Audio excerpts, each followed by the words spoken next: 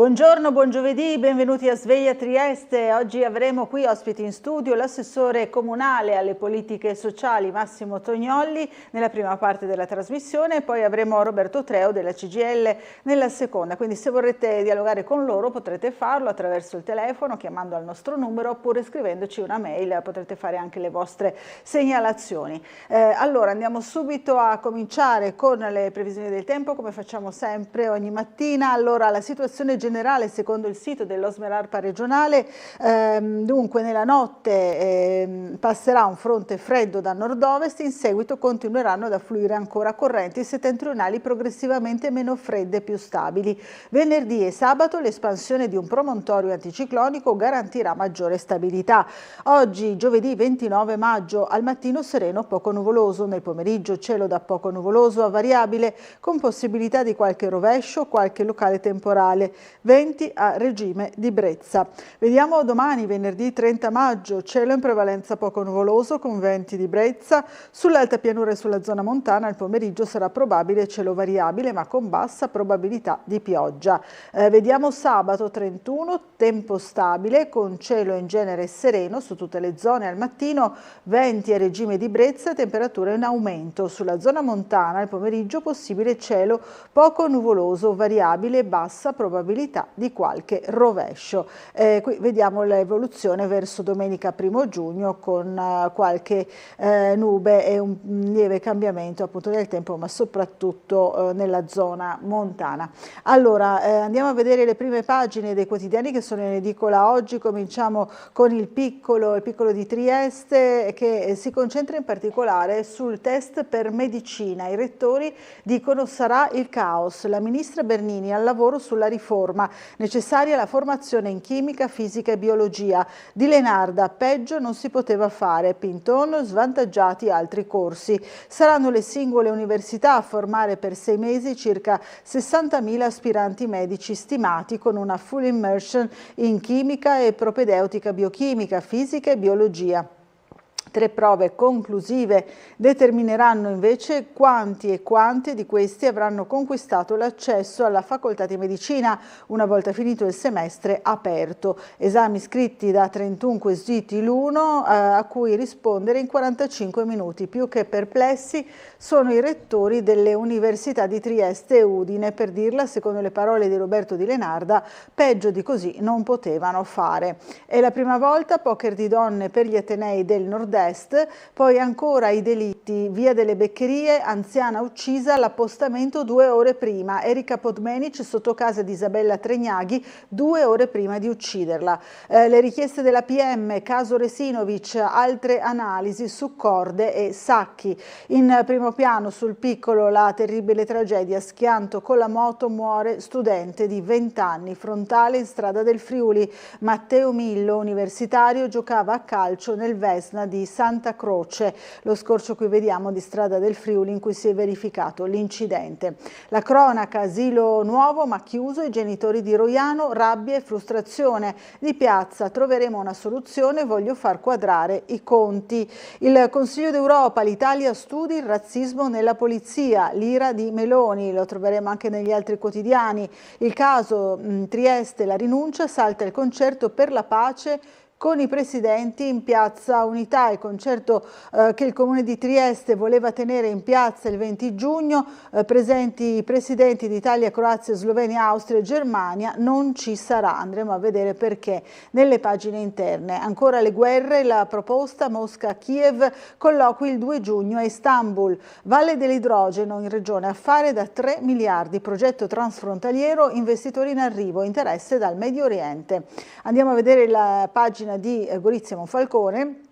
Si dà conto della respinta dell'offerta, nessuna offerta valida per il caffè teatro di Gorizia che resta chiuso. Poi ancora a Monfalcone l'allarme dei sindacati sulla fuga dei vigili in servizio a Monfalcone. Da Cormons a Milano per sfondare sul web la svolta di Ale Della Giusta, un ragazzo appunto di Cormons. Grado sperimenta i monopattini a Nolo, pronti 200 mezzi. E poi ancora anche qui lo Sport Business Forum, si parte, l'evento dedicato alle discipline acquatiche. Andiamo a vedere altri quotidiani e cominciamo col Corriere della Sera, eccolo qui. Alta tensione Berlino-Mosca, questo è il titolo principale del Corriere. Gaza, Tajani, i morti indignano, vertice Meloni-Macron il 3 giugno a Roma. Merz, missili a lungo raggio per Kiev. Il Cremlino così è in guerra e propone negoziati lunedì a Istanbul. Andiamo ancora avanti, sempre sulla prima pagina del Corriere. Noi chiari su Israele, altri fanno propaganda. I russi temono un'ipotermia economica. Vediamo ancora indizi sospetti, l'indagine di Garlasco e lo show che va fermato, scrive Fiorenza Sarzanini sul Corriere. E poi in centropagina la notizia che troviamo su tutti i giornali con la foto della ragazza di soli 14 anni, femminicidio da Fragola, il giovane di 18 anni ha confessato, Martina colpita con un masso, uccisa a 14 anni, l'ex fidanzato mi aveva lasciato, la madre di lui mi disse stai attenta a tua figlia, parla la mamma della giovanissima vittima. Mattarella alle toghe, nessun potere è immune da vincoli, il nuovo CEO del gruppo tocca Filosa, un italiano per Stellantis. Vediamo la Repubblica, la proposta di Mosca, negoziati con l'Ucraina il 2 giugno, Istanbul, Merz riceve Zelensky, scontro col Cremlino, martedì Macron a Roma per vedere Meloni, a San Giovanni la piazza della sinistra pro Gaza. L'italiano Filosa addio di Stellantis, Elkann inizia fase di sviluppo. Orrore ad Afragola, uccisa a sassate a 14 anni dall'ex fidanzato. Mattarella, rigore dei giudici contro attacchi strumentali. Ancora migranti, processo per la Mare Ionio, Casarini protesta, colpiscono gli aiuti. Ancora andiamo a vedere la Stampa, aiuti a Kiev, sto con Merz, parla Mezzola, esercito comune, meglio il modello Frontex, dice la Presidente del Parlamento europeo. Green Deal, le imprese soffrono, va cambiato. Il Medio Oriente, Gaza, spiragli di tregua, la proposta di Trump, il ricatto della fame nella striscia che muore. Gli Stati Uniti, il 75% degli scienziati pronti a lasciare gli Stati Uniti. Stop vaccini ai bimbi, l'ultima follia, no Covid. Allora andiamo a vedere, aveva 14 anni, anche qui Napoli, Martina uccisa a colpi di pietra per un no, confessa un 19enne, mi aveva lasciato. Svolta Stellantis, Filosa e il nuovo AD Elkann, per l'auto una fase cruciale. Mattarella e i giudici, attacchi strumentali. Il Fatto Quotidiano, Nordio su Al-Masri, scappa dal Tribunale dei Ministri, Palazzo Chigi con Mantovano consiglia di presentarsi. I palestinesi affamati? No, solo poco allenati. Netanyahu horror, nega l'evidenza su Gazawi, ricevono cibo. Spiragli di tregua, il premier, menzogne contro di noi. Trump, gli ho detto di non attaccare l'Iran. Witkoff ottimista sui negoziati con Hamas. Il memorandum scadrà nel 2026, il governo confermerà il patto militare con Israele, da Tajani mezza condanna e Meloni tace. Anche qui ripartire da scuola, Martina uccisa a 14 anni dall'ex a colpi di pietra. Vediamo il Giornale, Casarini a processo, lucrava sui clandestini, rinviato a giudizio, ha tratto profitto dai soccorsi in mare, ponte sullo stretto, la CGIL boicotta 120.000 posti di lavoro. Filosa, un napoletano a Stellantis, ecco chi è l'erede di Marchionne.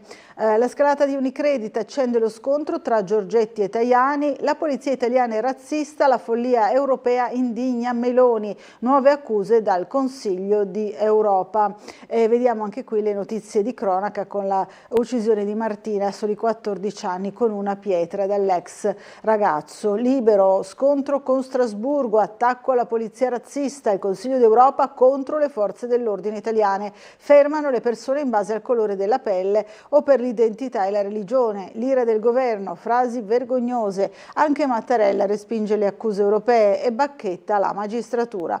Il capomissione finanziato dalla sinistra e da Papa Francesco lucrava sui migranti, Casarini a processo. Vediamo anche altre notizie. Landini vuole boicottare il ponte sullo stretto, la Todde perde in aula ma si tiene la poltrona. Andiamo ancora al Sole 24 Ore, la denuncia dell'Unicef a Gaza, oltre 50.000 bambini uccisi o feriti. Hamas accetta la tregua proposta dagli Stati Uniti. West Bank, il piano segreto di Israele per 22 nuovi insediamenti in Cisgiordania. Scuola, sanità, trasporti, ecco il piano per le aree spopolate. Stellantis filosa al vertice, borsa fredda sulla nomina. Fondali oceanici, un tesoro di minerali critici, le perforazioni nel mondo. Ancora vediamo il Domani, femminicidi e strage senza fine, Martina Carbonaro uccisa a 14 anni, la studentessa assassinata con una pietra dall'ex fidanzato. La ragazzina era scomparsa lunedì ad Afragola, il 19enne Alessio Tucci confessa l'omicidio. Differenza Donna dice l'età delle violenze sta diminuendo, il tema dell'educazione sessuaffettiva nelle scuole. Missili e soldi, il patto Merz-Zelensky, il cancelliere annuncia che Berlino produrrà con Kiev razzi in grado di colpire la Russia. Allora torniamo ancora al piccolo di Trieste, ancora alle pagine delle notizie più vicine a noi. Si parla ancora appunto del test di medicina, per l'accesso a medicina si cambia, 3 prove scritte, 93 quesiti. La ministra Bernini sta lavorando alla riforma, trapelano le linee guida per la formazione in chimica, fisica e biologia e c'è l'intervento, l'abbiamo visto in prima pagina, molto duro dei rettori ancora in carica di Lenarda e Pinton, il rettore di Udine, svantaggiati altri corsi, Trieste sarà il caos, insomma non sarà facile gestire questa riforma, dicono i rettori. Università, la leadership è donna, con le ultime elezioni a Trieste e Verona le rettrici sono 4 tra Veneto e Friuli Venezia Giulia e per tutte è la prima volta. Mapelli la svolta, Lippiello la chiave, al Ca' Foscari di Venezia, Vianelli qui da noi, Donata Vianelli, il territorio sia orgoglioso di noi, apriamo la strada. Ancora andiamo avanti, il Friuli Venezia Giulia, la Tirso, ora è corsa contro il tempo per salvare il sito occupazione, il 12 giugno scadono i termini, la regione, quadro molto complesso dopo il dietrofront di Roncadin. Il 12 giugno scade appunto la composizione negoziata della crisi e di fatto insomma potrebbe aprirsi davvero la strada dei licenziamenti di tutti i 160 lavoratori e lavoratrici della Tirso. Abbiamo realizzato anche noi un servizio ieri dopo l'incontro con la regione proprio da parte dei sindacati che ieri hanno manifestato davanti alla sede della regione in Piazza Unità. Allora rivediamo insieme il nostro servizio. Non è andata bene, avevamo una piccola speranza che Roncadin rientrasse e la regione l'ha incontrato ieri, però non ci sono più i presupposti. Questo vi hanno comunicato in regione, che cosa succede adesso? Adesso attendiamo ancora fino al 12 giugno per la procedura negoziata. Il famoso professionista che è stato nominato ancora all'inizio di tutto questo procedimento dovrà vedere se c'è la possibilità di proroga della cassa integrazione straordinaria. Male perché la Regione si è impegnata fino all'ultimo giorno a lavorare con questo Roncadin che alla fin fine ha trovato, secondo loro, delle scuse banali per tirarsi indietro e ormai i tempi sono strettissimi, abbiamo ancora 10 giorni fino al 12 di giugno per trovare un altro imprenditore, che sarà impossibile. E noi alla fin fine, io ho chiesto alla Rosolén, dopo il 12 giugno dobbiamo ritenerci licenziate? In teoria sì. La delusione sui volti delle lavoratrici e dei lavoratori della Tirso è evidente dopo l'incontro in regione che ha di fatto confermato lo scenario delineatosi nelle ultime settimane. La Roncadin si è sfilata dalla trattativa. Il 12 giugno 160 persone saranno licenziate.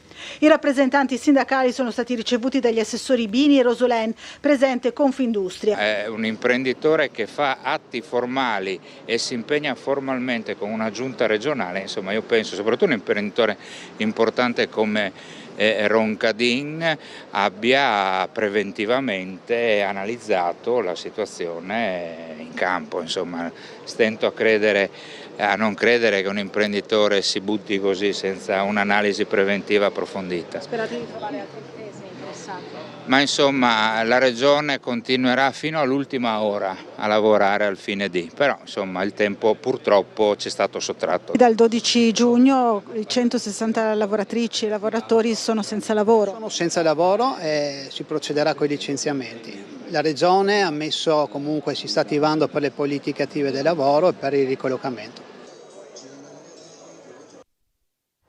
Questa è la situazione davvero difficile a questo punto della trattativa. Allora torniamo a leggere il giornale, qui c'è il bilancio di Friuli Venezia Giulia Strade con l'assessore Zilli che dice buona gestione inutile per 1,2 milioni. Idrogeno, investimenti da 3 miliardi, lievita la stima del volume d'affari per il maxi progetto, coinvolti Friuli Venezia Giulia, Veneto, Slovenia e Croazia, quindi 3 miliardi l'affare per quanto riguarda la Valle dell'Idrogeno. Sanità, dalla Corte dei Conti richiamo sul nodo organici. I magistrati dicono per la riforma dell'assistenza territoriale in Friuli Venezia Giulia manca personale. La Regione da risolvere a livello nazionale il rapporto con i medici di base. Qui vediamo anche le critiche da parte dei democratici, un fallimento, poi quasi 40 milioni gli incentivi, insomma una partita sicuramente ancora molto aperta.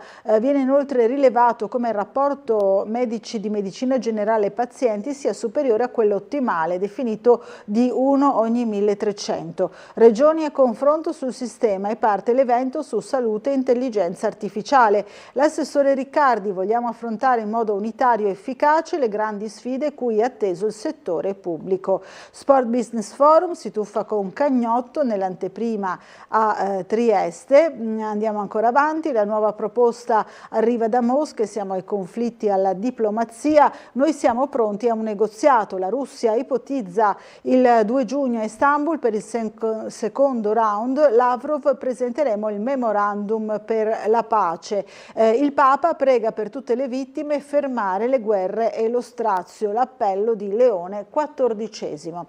Ci colleghiamo ora con la sala operativa della Polizia Locale per vedere qual è la situazione del traffico in città. Abbiamo al telefono l'ispettore capo Roberto Leonardi. Buongiorno. Salve, buongiorno a voi. Dunque, può sembrarle strano, ma dopo tanto tempo finalmente oggi non abbiamo nessun evento. Nessun evento, incredibile. Per quanto riguarda la giornata di oggi. L'unica cosa da segnalare, questa notte intorno alle 4 di mattina abbiamo rilevato un incidente stradale. E per il resto, guardi, sto proprio guardando, ma non c'è assolutamente niente perché ci sono i soliti mercatini, però sono in aree non viabili, in piazza Perugino e in altri posti, ma proprio nulla che possa riguardare l'andamento della circolazione, perciò finalmente le posso dire tutto tranquillo. Un incidente stradale non grave, mi pare di capire. Un incidente stradale con ferito, ma nulla di particolare, intorno alle 4 di mattina. Va bene, grazie, grazie delle figuri. Informazioni, buona giornata e buon lavoro anche ai suoi Salve, colleghi. grazie a voi, Grazie. buona mattinata. Noi proseguiamo invece parlando di un bruttissimo incidente stradale che c'è stato la notte precedente, intorno alle 2:30 del mattino, in cui ha perso la vita un ragazzo di soli 20 anni, frontale nella notte, strada del Friuli, muore studente ventenne di Gabrovizza. La vittima è Matteo Millo, con la sua Triumph stava superando un'altra moto quando si è scontrato con una Panda. Rivediamo insieme il nostro servizio. Terribile schianto frontale questa notte in strada del Friuli, nessuna speranza per un ragazzo di 21 anni morto sul posto. La tragedia è avvenuta intorno a mezzanotte. Matteo Millo, il nome del giovane motociclista. Il Centauro stava percorrendo la strada in prossimità di una curva poco prima dell'abitato di Contovello, in uscita da Trieste. Il 21enne si è schiantato contro un'auto Fiat Panda, con a bordo 2 anziani, che proveniva dal senso di marcia opposto. Secondo quanto appreso, il ragazzo, che davanti a sé aveva un'altra motocicletta, avrebbe eseguito una manovra di sorpasso prendendo larga la curva. L'impatto con l'automobile è stato inevitabile e devastante. Il 21enne è stato sbalzato dalla sella ed è rovinato malamente sull'asfalto, finendo addosso al guardrail. Anche l'altro giovane motociclista è rimasto coinvolto nell'incidente, ma senza riportare ferite gravi. Lievemente feriti anche i 2 anziani a bordo della Fiat Panda. Sul posto sono arrivati i sanitari del 118 con ambulanza e automedica, insieme agli agenti della polizia locale per i rilievi dell'incidente e ai vigili del fuoco. Il giovane era in arresto cardiaco, inutili le manovre di rianimazione, troppo gravi i vari traumi riportati al torace, all'addome e alla testa. I medici hanno soccorso anche l'altro centauro, che non aveva potuto evitare l'impatto con i mezzi che aveva davanti a sé. Il giovane è stato portato all'ospedale di Cattinara in codice verde.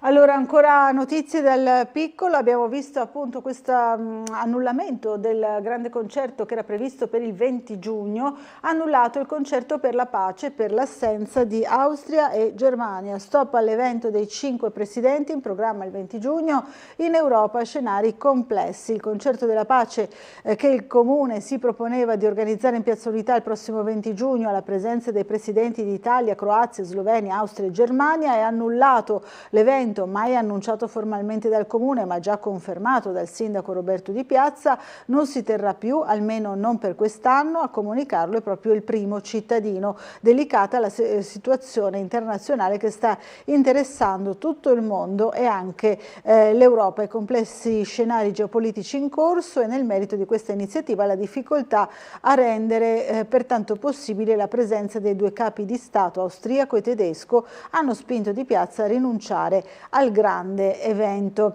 Qui vediamo per l'orientamento scolastico lo IAL di Basovizza presenta l'offerta formativa, l'appuntamento in programma oggi dalle 14:30 alle 16:30 alla scuola di via Gruden numero 56. Ancora vediamo calciatore di talento, educato e serio, il ritratto, amava giocare e tenere il gruppo, il ritratto del ragazzo appunto morto nell'incidente. L'anno scorso aveva contribuito alla vittoria del Vesna nella finale playoff provinciale della categoria juniores. Torniamo sempre alle notizie di cronaca, vediamo sempre sul piccolo, c'è tutta un'analisi che abbiamo fatto anche noi nei giorni scorsi l'asilo nido di Roiano. Genitori di Roiano, le voci delle famiglie in attesa del nido tenuto chiuso dalla politica. 4 giorni dopo aver partorito, Alice Bianco era sotto il municipio con la sua bimba nel passeggino per prendere parte alla protesta degli educatori contro la scelta del centrodestra di affidare a privati la gestione del nuovo nido dell'ex Polstrada di Roiano. Vediamo tante voci raccolte in questo articolo e poi la risposta del sindaco: voglio asili di livello facendo quadrare i conti e non escludo altri casi. Il sindaco di Piazza valuta anche nuove privatizzazioni, ipotesi San Giovanni, l'aveva detto proprio qui a Sveglia Trieste. Da mercoledì la maratona sull'Ovovia, sono fiducioso, andrò avanti fino al 2027, dice il sindaco. Anziana uccisa nell'ex ghetto, l'omicida era già lì 2 ore prima, il caso di Via delle Beccherie. Nei filmati delle telecamere le mosse di Podmenic, l'appostamento e l'ingresso a casa della vittima. Erika Podmenic ha fatto un appostamento sotto casa di Isabella Tregnaghi in Via delle Beccherie 2 ore e mezza prima di ucciderla.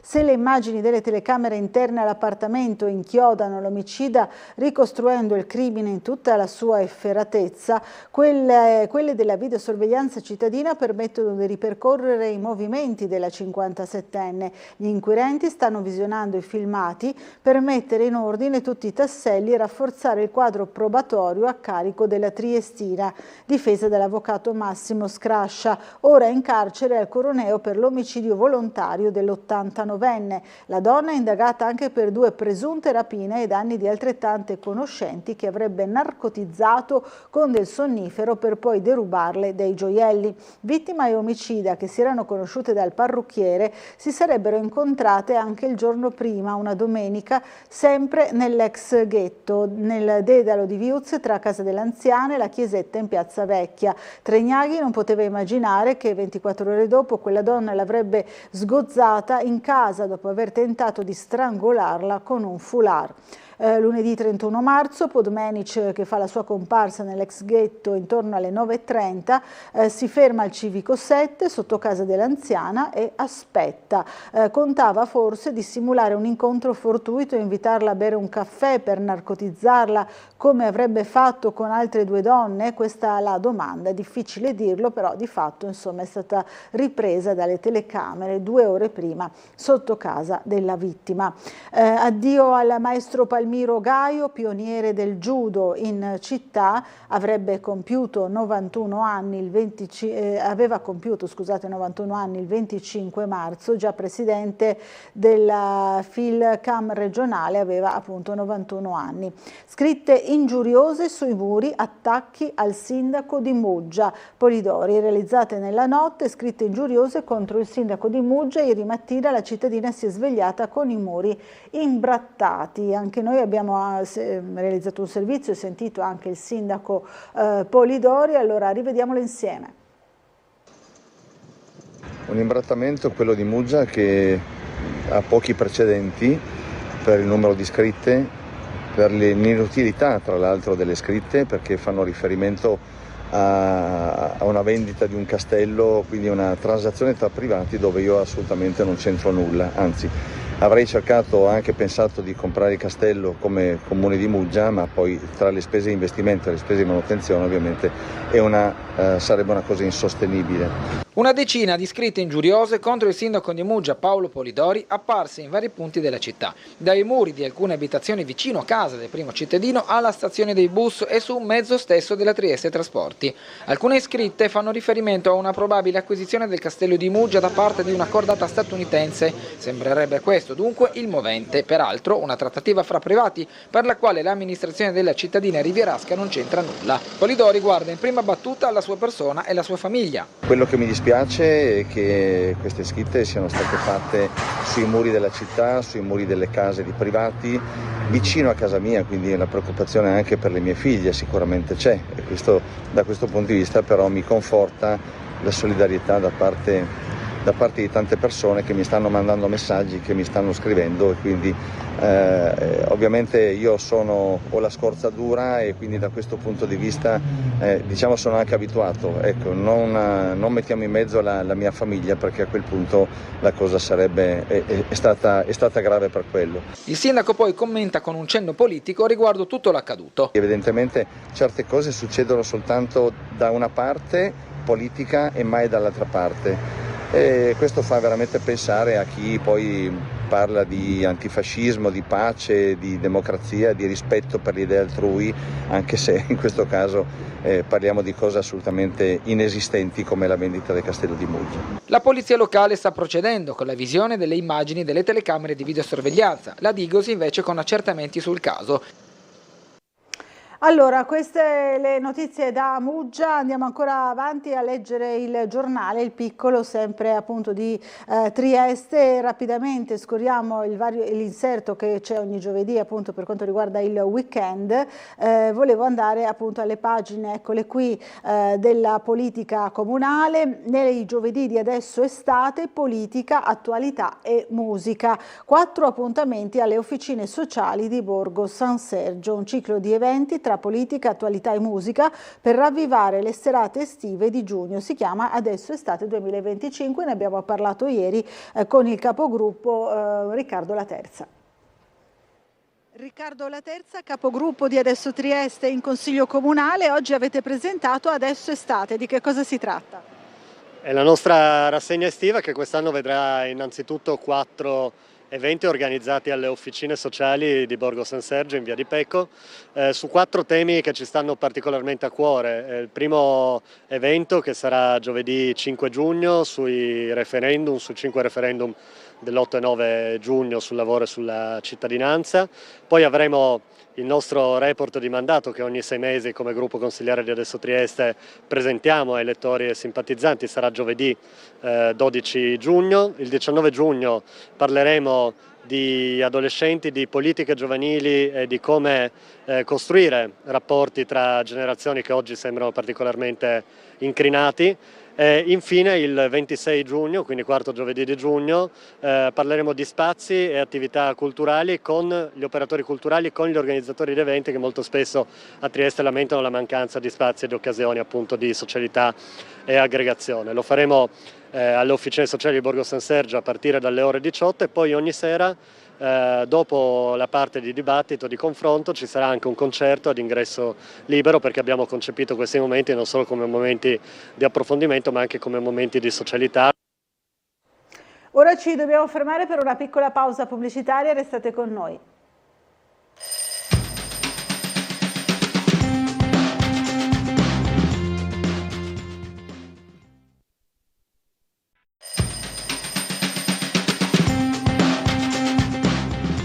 Bentornati in diretta ancora con la nostra rassegna stampa, e allora andiamo subito a vedere nelle pagine di Trieste i 100 anni ieri dell'Osteria da Marino, clienti a cavallo, TV giù dalle finestre. Nei 100 anni dell'Osteria da Marino, grande festa in Via del Ponte con i gestori di oggi e di ieri e tanti frequentatori affezionati, targhe da comune e regione. Ci sono alcuni gestori del passato, clienti storici, sportivi di diverse discipline, produttori e fornitori da una vita, e poi tante persone affezionate. C'è pure chi ricorda parecchi decenni fa l'entrata di un cavallo nel locale, ma è solo uno dei tanti aneddoti. C'eravamo anche noi ieri alla festa per i 100 anni, per questo centenario di un locale storico, rivediamolo insieme.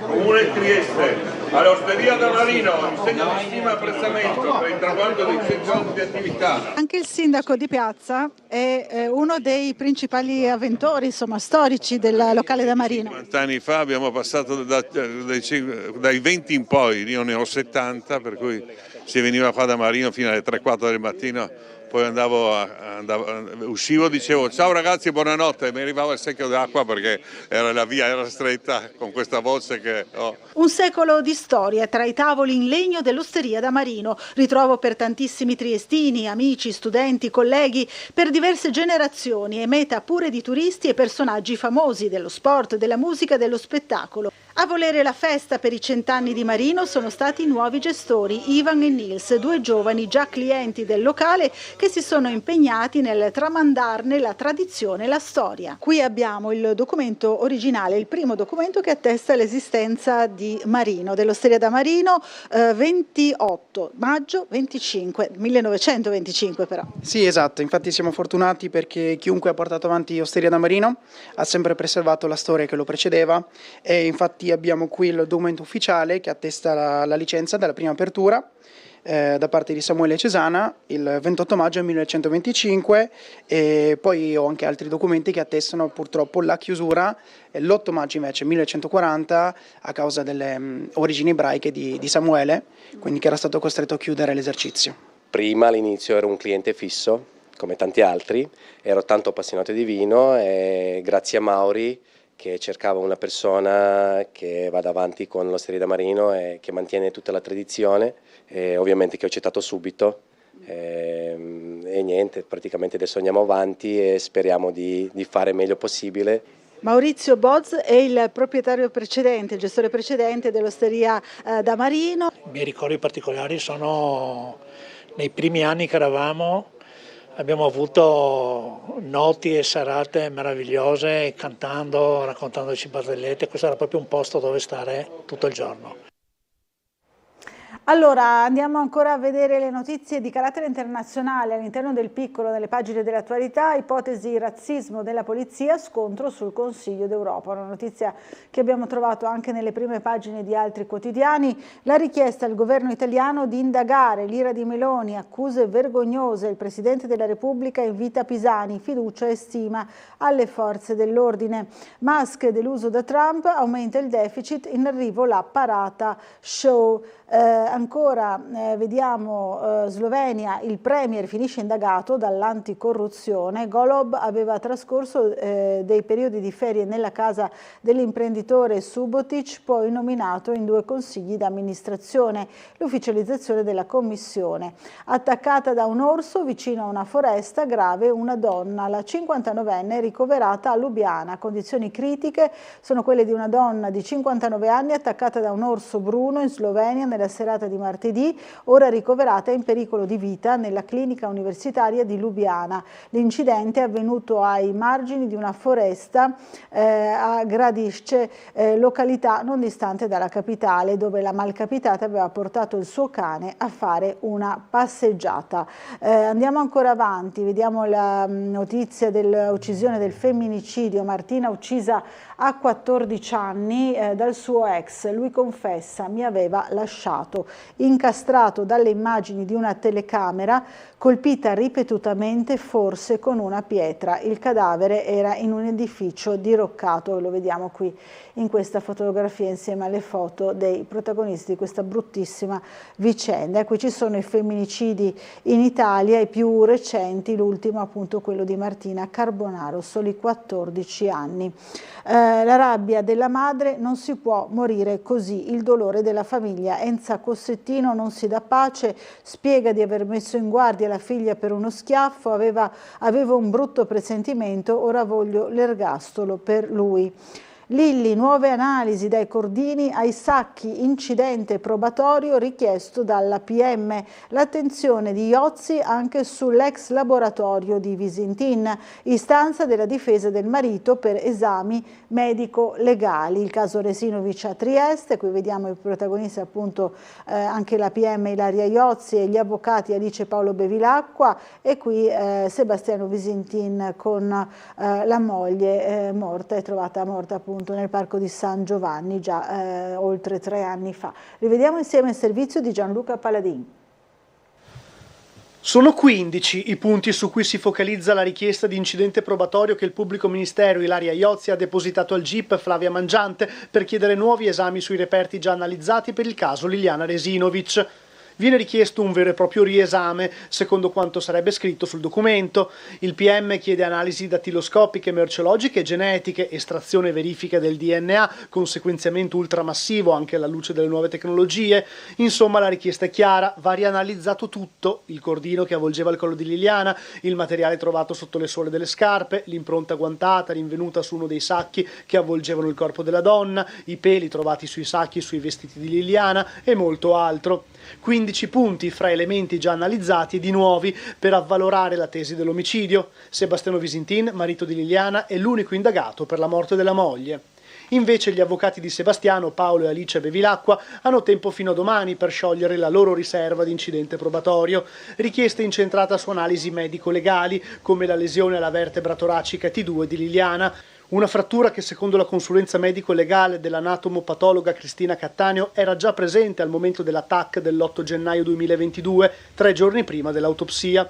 Frattura che invece non è stata rilevata dalla consulenza del radiologo Cavalli e del medico legale Costantinides. E poi c'è l'altra richiesta di incidente probatorio, la prima depositata lo scorso 21 maggio, sempre dal PM Iozzi.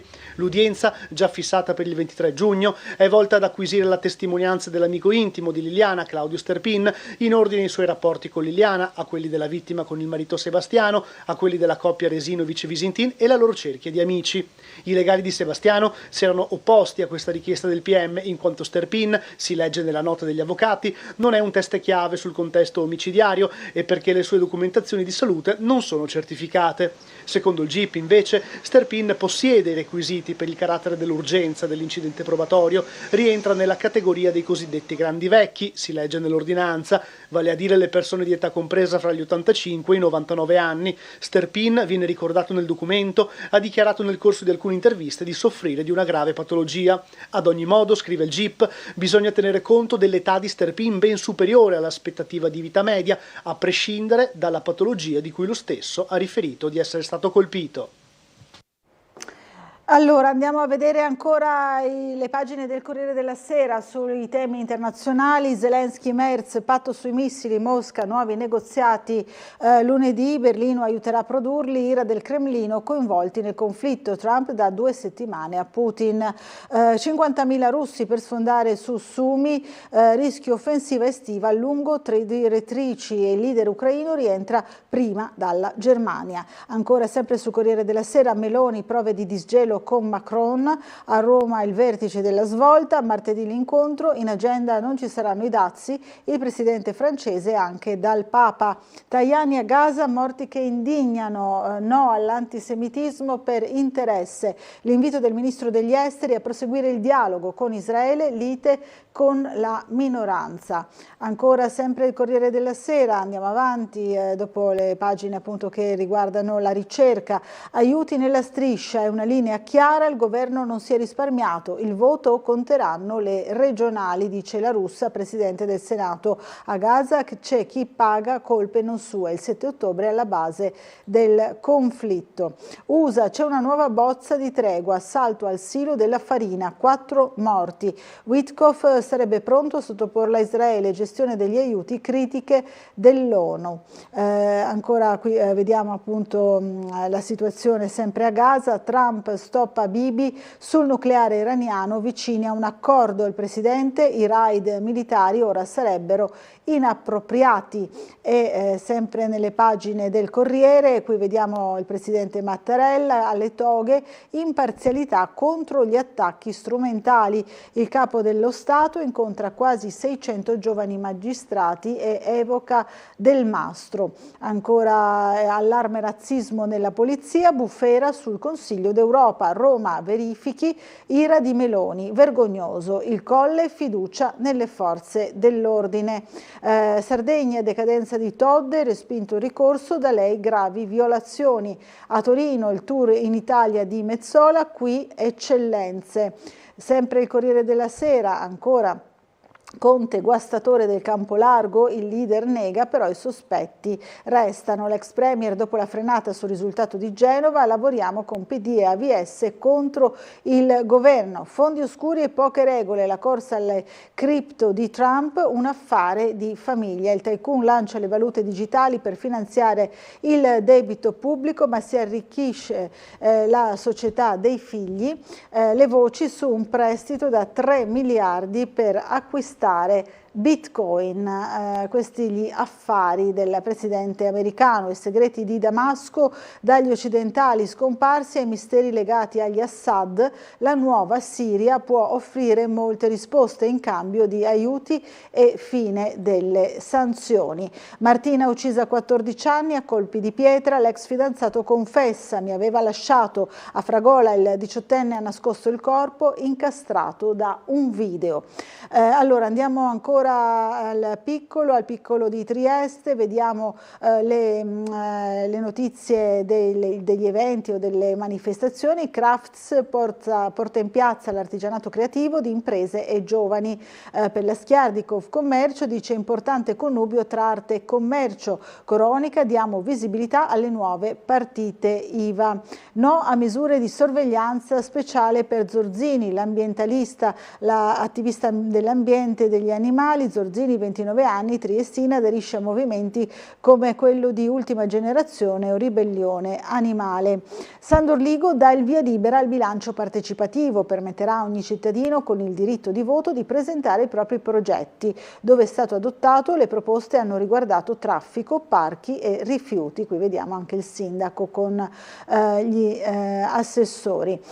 Una mostra fotografica dedicata ai partigiani nel comune di Muggia. E poi ancora andiamo avanti a Borderless for Friuli Venezia Giulia Schools, gli studenti tra innovazione e creatività con ITS nel nome della moda. Ieri la presentazione, come ieri è stata presentata anche, scorrendo velocemente, ecco qui la manifestazione Mittel European Race 2025, 600 km, decine di prove per gli appassionati delle auto. Rivediamo insieme il nostro servizio. Dal 29 maggio al 1 giugno Trieste si prepara ad accogliere la 9ª edizione della Mittel European Race, la salita della Trieste Opicina, un evento internazionale iscritto al calendario ACI Sport e coorganizzato dal Comune che anno dopo anno unisce la passione per l'automobilismo storico e moderno alla valorizzazione del territorio. Ci serve delle novità che sicuramente oltre ad essere il 9° anno e perciò ci dà lustro il fatto che comunque ogni anno ci siamo e cresciamo, quest'anno abbiamo un evento importante che è un grande evento autovetture moderne dove avremo la partecipazione di molte Ferrari e che ci fa ben sperare che questa diventando un campionato italiano di grandi eventi. Il percorso completamente rinnovato si articolerà in 2 giornate, venerdì 30 maggio in Regione, sabato 31 oltre i confini nazionali in Slovenia. Il percorso si svolgerà praticamente da Trieste, andremo verso Aquileia, Strassoldo, Palmanova, Borgo Nonino, poi andiamo fino a Fagagna al Castello di Susans per andare a Gemona, Montenars, Cividale, Butrio, il castello di Butrio, poi scendiamo giù sulla Rapacis e torniamo poi a Trieste il primo giorno. Il secondo giorno invece il percorso si svolgerà molto in Slovenia. Avremo anche un incontro con le autorità di Gorizia 2025. Grande novità di quest'anno, oltre al discorso del campionato grandi eventi, abbiamo organizzato assieme all'associazione Orizzonti Fotografici un concorso di fotografia. Quindi a tutti i fotografi appassionati invito a venire a fotografare in tutta la regione, per cui noi passiamo appunto da Trieste fino ad arrivare a Gemona, quindi le varie possibilità sono infinite. Ci spostiamo a Gorizia e nell'Isontino con le pagine del Piccolo. Andiamo a vedere l'agonia del caffè teatro a Gorizia. Si fa avanti un solo gestore ma l'offerta viene respinta. L'assessore Lazzari dice decisione obbligata, mancavano alcuni requisiti richiesti nel bando. Allo studio affidamento diretto, procedura negoziata, ma i tempi si allungano. Il sogno infranto di Nicolas, ci speravo, la delusione c'è. A fare richiesta è stato il proprietario del ristorante ai 3 soldi goriziani. Il comune vende terreni e pezzi di bosco, previsto un incasso di 1.300.000 euro, ma è stato così ricco l'elenco delle aree verdi da dismettere. Si tratta di piccoli appezzamenti che non servono più. Ancora nelle pagine dell'Isontino, l'influencer della Giusta, Go 2025 mai sentita. Tony F, a me piace, divide ma è autentico, parla il 26enne, oggi uno degli youtuber più seguiti. La vita in un piccolo centro ti insegna a diventare creativo e libero. Ancora sempre nelle pagine isontine, ma in questo caso di Monfalcone, si parla dei vigili della polizia locale, l'allarme del sindacato sulla fuga degli agenti della polizia locale. Il Sapol Cisal dice tanti chiedono il trasferimento, il sintomo di qualcosa che non va. La replica di Cisint, nel 16 ho trovato 21 vigili, ne ho lasciati 30, questo è un fatto, dice la consigliera con delega proprio alla sicurezza Anna Maria Cisint. La controparte, più garanzie chiedono i sindacati. Volantino della CGIL rimosso dall'Agenzia delle Entrate, l'intervento di Moretti in vista del referendum dell'8 e 9 giugno. Ancora la stradina privata per la casa albergo chiusa e poi riaperta nel giro di 48 ore, il dietrofront sulla scorciatoia pedonale verso la farmacia comunale, via Crociera, l'oratorio e la sede scout. C'era il cancello chiuso domenica, in alto qui vediamo la zona della stradina, il cartello di divieto strappato e gettato a terra. Ancora Consiglio Comunale, nessuna compressione del dibattito, parla il presidente dell'aula di Monfalcone, Bergantini. Andiamo ancora alle pagine, sempre nell'Isontino di Grado, vediamo se riusciamo a raggiungerle. Allora qui c'è Staranzano, controlli di vicinato e attenzione ai ciclisti. Staranzano punta su sicurezza e viabilità, mentre come vi dicevo dunque a Grado c'è l'iniziativa, eccola qui, sbarcano i monopattini a Nolo, pronti 200 mezzi elettrici, nuovo servizio deciso proprio dal comune di Grado, la sperimentazione per un anno in base all'affidamento a un'impresa di Milano. Allora andiamo ancora al Piccolo sempre di Trieste, nelle pagine pagine sportive, lo spettro dei meno 8 punti per quanto riguarda il calcio, la Serie C. Oggi il giudizio del TFN sui mancati pagamenti dell'Unione. A causa della recidività si teme la penalizzazione più alta. Qui vediamo Ben Rosenzweig, il presidente dell'Unione, e la curva Furlan gremita di tifosi. Ancora sempre per le pagine sportive, per quanto riguarda il basket, l'ultimo Brindisi, più di 500 tifosi hanno salutato la squadra in Cittavecchia, una serata di festa dopo una stagione da incorniciare. A Canestro per la ricerca torna il weekend del 21 e 22 giugno. Ne abbiamo parlato anche noi con un servizio nel telegiornale di ieri, servizio che forse possiamo rivedere insieme con questo connubio tra mondo dello sport, in particolare del basket, e della ricerca per la ricerca contro il cancro dell'AIRC. Rivediamolo insieme. Sport, solidarietà e ricerca tornano protagonisti a Trieste con la seconda edizione di A Canestro per la ricerca, in programma dal 17 al 22 giugno, un evento che unisce divertimento e impegno coinvolgendo l'intera città in una grande mobilitazione a favore della Fondazione AIRC e dei suoi 5.400 ricercatori impegnati ogni giorno nella lotta contro il cancro. Dopo il successo dello scorso anno, l'iniziativa, guidata dal cestista triestino Stefano Bossi, si rinnova con un'edizione ancora più ricca, inserita nelle celebrazioni per i 60 anni di AIRC. Il messaggio è chiaro: il cancro si combatte anche con la prevenzione e con il sostegno alla ricerca, e la città risponde con entusiasmo grazie al supporto del Comune di Trieste, della Regione Friuli Venezia Giulia, di Promoturismo FVG e di numerosi altri partner locali come l'Agenzia Creativa. Unire la pallacanestro al mondo della ricerca chiaramente permette ai ragazzi anche più giovani non solamente ad avvicinarsi al mondo della ricerca, ma della prevenzione, cosa che è fondamentale per tutti i ragazzi più giovani. Il primo appuntamento è fissato per martedì 17 giugno da Italy, main partner dell'evento, con una degustazione assieme al cestista Francesco Candussi, e a seguire una charity dinner con lotteria e asta solidale. Grazie alla Creativa e a tutti i nostri partner abbiamo aggiunto una serata post torneo, un aperitivo che si terrà a Piazzale Straulino, abbiamo aggiunto una degustazione dei vini prima della cena, in modo tale da sensibilizzare, da avere sempre maggiore pubblico che si affaccia a questa manifestazione. Il weekend del 21 e 22 giugno sarà invece tutto dedicato al basket. In Piazzale Straulino andranno in scena tornei 5 contro 5 under 17, sfide solidali e il Memorial Dario Bossi, accompagnati da animazioni, stand informativi e attività per tutte le età. Sabato e domenica ci saranno degli stand dove ci saranno dei giochi come dei tiri liberi, oppure anche delle basiche postazioni in cui si potranno acquistare le magliette del torneo. Tutti i fondi chiaramente andranno devoluti in beneficenza all'AIRC. La festa post partita del 21, chiaramente tenuta da Creativa, tutte le consumazioni, perché ci sarà anche chiaramente la somministrazione, tutte le consumazioni andranno in beneficenza. Allora, torniamo al Corriere della Sera. Si parla ancora di femminicidi e del reato di femminicidio al quale dicono no le 80 docenti di diritto, coinvolti tutti gli atenei. Le firmatarie: valenza simbolica, serve la prevenzione. Qui vediamo pro e contro. Mili Virgilio: così è inapplicabile, meglio un'aggravante, mentre Marina Terragni: le giuriste sbagliano, è una legge necessaria. Ancora sempre sul Corriere si torna a parlare del caso di Garlasco, al lavoro in più negozi, notti fuori casa, Sempio e la grande fuga dai riflettori. Garlasco, il cambio di vita dopo essere stato indagato, la legale l'hanno inseguito in auto.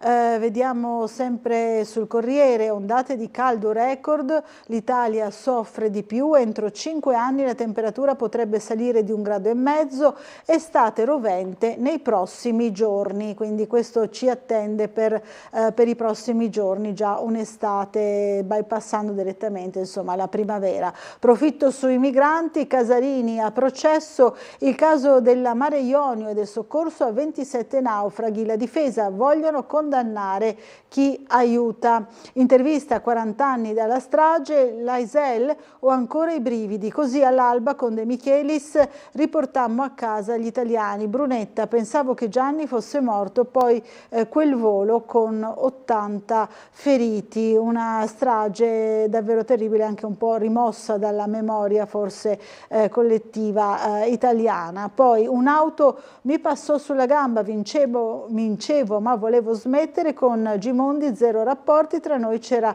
una rivalità cattiva. Parla Gianni Motta, 82 anni, vinse il Giro d'Italia nel 66. Ancora sempre il Corriere della Sera si occupa naturalmente dell'Italia in giro con varie tappe in onore di Manzoni. Oggi la tappa del Giro da Morbegno a Cesano Maderno tocca tutti i luoghi che evocano i personaggi dei Promessi Sposi, e quindi vediamo il ramo lecchese del Lago di Como che offre viste aperte, scorci sbilenchi, quadri pastorali, squarci improvvisi a Bellano. Non è piaciuto che nella serie TV tratta dai libri di Andrea Vitali il nome del paese venga storpiato.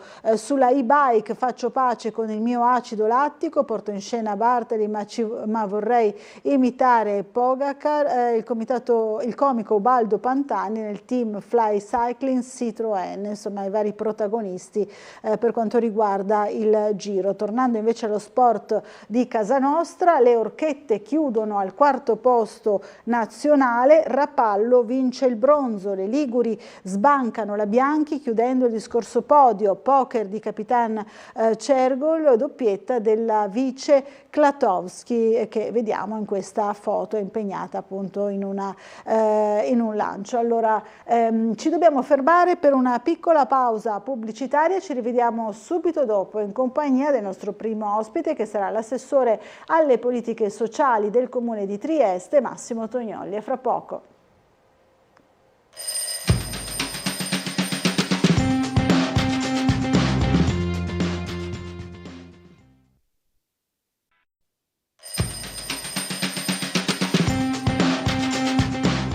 Allora, 8:04 del mattino, io devo chiedere scusa ai nostri telespettatori, ho fatto un po' di confusione con gli orari dei nostri ospiti. Allora, l'assessore Massimo Tognolli sarà con noi più tardi, verso le 9, adesso c'è, lo accogliamo con un buongiorno, Roberto Treu, sindacalista della CGIL e iscritto anche al Partito Democratico. Buongiorno, ben arrivato. Buongiorno a lei e a tutti i telespettatori. Grazie di essere qui, Roberto Treu. Allora, CGIL è sicuramente interessata a parlare, forse se ne parla poco, del referendum, no? Dei referendum che ci saranno l'8 e il 9 giugno, insomma anche la spilletta perché votare sì, abbiamo questo... È un fatto importante questo del referendum. Perché sono importanti? Tanto sono state raccolte oltre 5 milioni di firme, questo già dimostra che c'era una... E sono importanti per due aspetti. Uno è appunto quello di andare a votare. Sappiamo che c'è necessità di raggiungere un quorum del 50% più 1, sappiamo che è molto difficile, guardando qual è la percentuale delle persone che vanno a votare alle elezioni politiche e amministrative adesso, non allora quando è nato il referendum, e per cui è decisivo arrivare... Ed è grave la campagna di silenzio che c'è stata fino adesso. Campagna di silenzio, ma anche addirittura inviti a non andare proprio a votare. Sì, poi si è aggiunto a questo di non andare a votare. È anche strano che la prima volta che c'è un referendum, di solito c'è un comitato che ha promosso e un altro comitato che si oppone. Non è stato fatto nessun comitato che si oppone, formalmente, perché nessuno alla fine si prende la responsabilità di dire che le domande per le quali siamo chiamati a votare sono domande che rispettano e tutelano le persone. Cioè noi sono 4 i quesiti, uno riguarda il diritto fondamentale che esisteva fino a pochi anni fa, fino a prima del Jobs Act, che se un lavoratore viene licenziato ingiustamente e la giustizia, poi la Corte, stabilisce che è ingiusto e illegittimo quel licenziamento, aveva diritto a ritornare a essere reintegrato nel posto di lavoro. Oggi viceversa, con un indennizzo tu puoi andare, se l'azienda si libera di te, e questo è gravemente lesivo per il lavoratore interessato, ma anche per, come dire, monito per tutti gli altri lavoratori. L'altro riguarda, per cui insomma un diritto, se viene calpestato questo diritto è giusto che sia riconosciuto. Secondo quesito riguarda la questione cioè per i lavoratori per le aziende con meno di 15 lavoratori dipendenti, e lì non c'era mai reintegro, ma c'era la possibilità di avere dal giudice un riconoscimento di un certo numero di mensilità e di tempo. La legge adesso prevede solo un tetto di 6 mesi. È chiaro che per un'azienda fa presto il calcolo, 6 mesi lo manda via, insomma. Di fatto viene meno quella che è la tutela del lavoratore. E questo è il terzo quesito, riguarda la questione dei contratti a termine. Noi tutti quanti sappiamo, insomma, che i salari sono molto diminuiti in questi anni rispetto anche agli altri paesi. Noi abbiamo perso il 10% del potere d'acquisto dei salari, mentre però in Germania sono aumentati del 30%. Ma noi siamo in fondo alla classifica. E soprattutto questo perché c'è un lavoro precario, perché ormai la gran parte, quando si citano i dati dei record dell'occupazione, degli occupati, in realtà gran parte di questi sono gente che lavora alcuni anche un giorno solo al mese fa. È chiaro. Il numero di lavoratori a tempo determinato è nettamente in crescita e riguarda la gran parte dei nuovi assunti. Questo non dà sicurezza al lavoratore, alla lavoratrice, certo. Non gli permette di andare in banca a fondo mutuo, non gli permette di avere una prospettiva di fare una famiglia, ed è poi ci si lamenta appunto che non ci sono figli, ed è una cosa, torno a ripetere, che non c'è in questa misura negli altri paesi.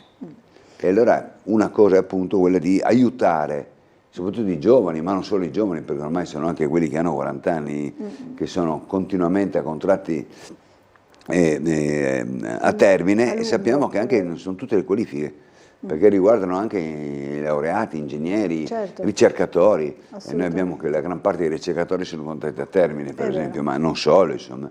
Quindi anche professioni, insomma, altamente qualificate, sì, per le quali è necessario uno studio, no? Questo sì, uno studio. E la quarta questione riguarda, quarto quesito, riguarda anche un aspetto drammatico in Italia. Siamo uno dei paesi in cui i morti sul lavoro crescono, sono oltre più di 1000 in un anno, cioè di persone che vanno a lavorare e non ritornano a casa, mariti, mogli, figli, fratelli, e questo è un dato negativo in Europa ed è determinato molto ed è in crescita molto, anche si guarda quando accadono questi incidenti e dove accadono, e la gran parte riguarda questi lavori, si dice in appalto a cascata, cioè sì. La ditta vince un appalto, a sua volta poi dà un subappalto, e l'unica variabile che c'è è che si riduce il costo del salario del lavoratore, o coinvolti in nero, altre cose, ma soprattutto si risparmia sulla sicurezza. Allora questo è un aspetto che assolutamente è necessario cambiare. La cosa che chiede il referendum, che insisto, sono tutti e 4 referendum che non chiedono cose nuove, chiedono di ripristinare le normative che c'erano prima e che tutelavano, che le leggi hanno cambiato, e chiede appunto di far sì che l'impresa che concede l'appalto sia poi corresponsabile in solido di tutta la catena della filiera, sì, proprio per tutelare i lavoratori e le lavoratrici. Certo.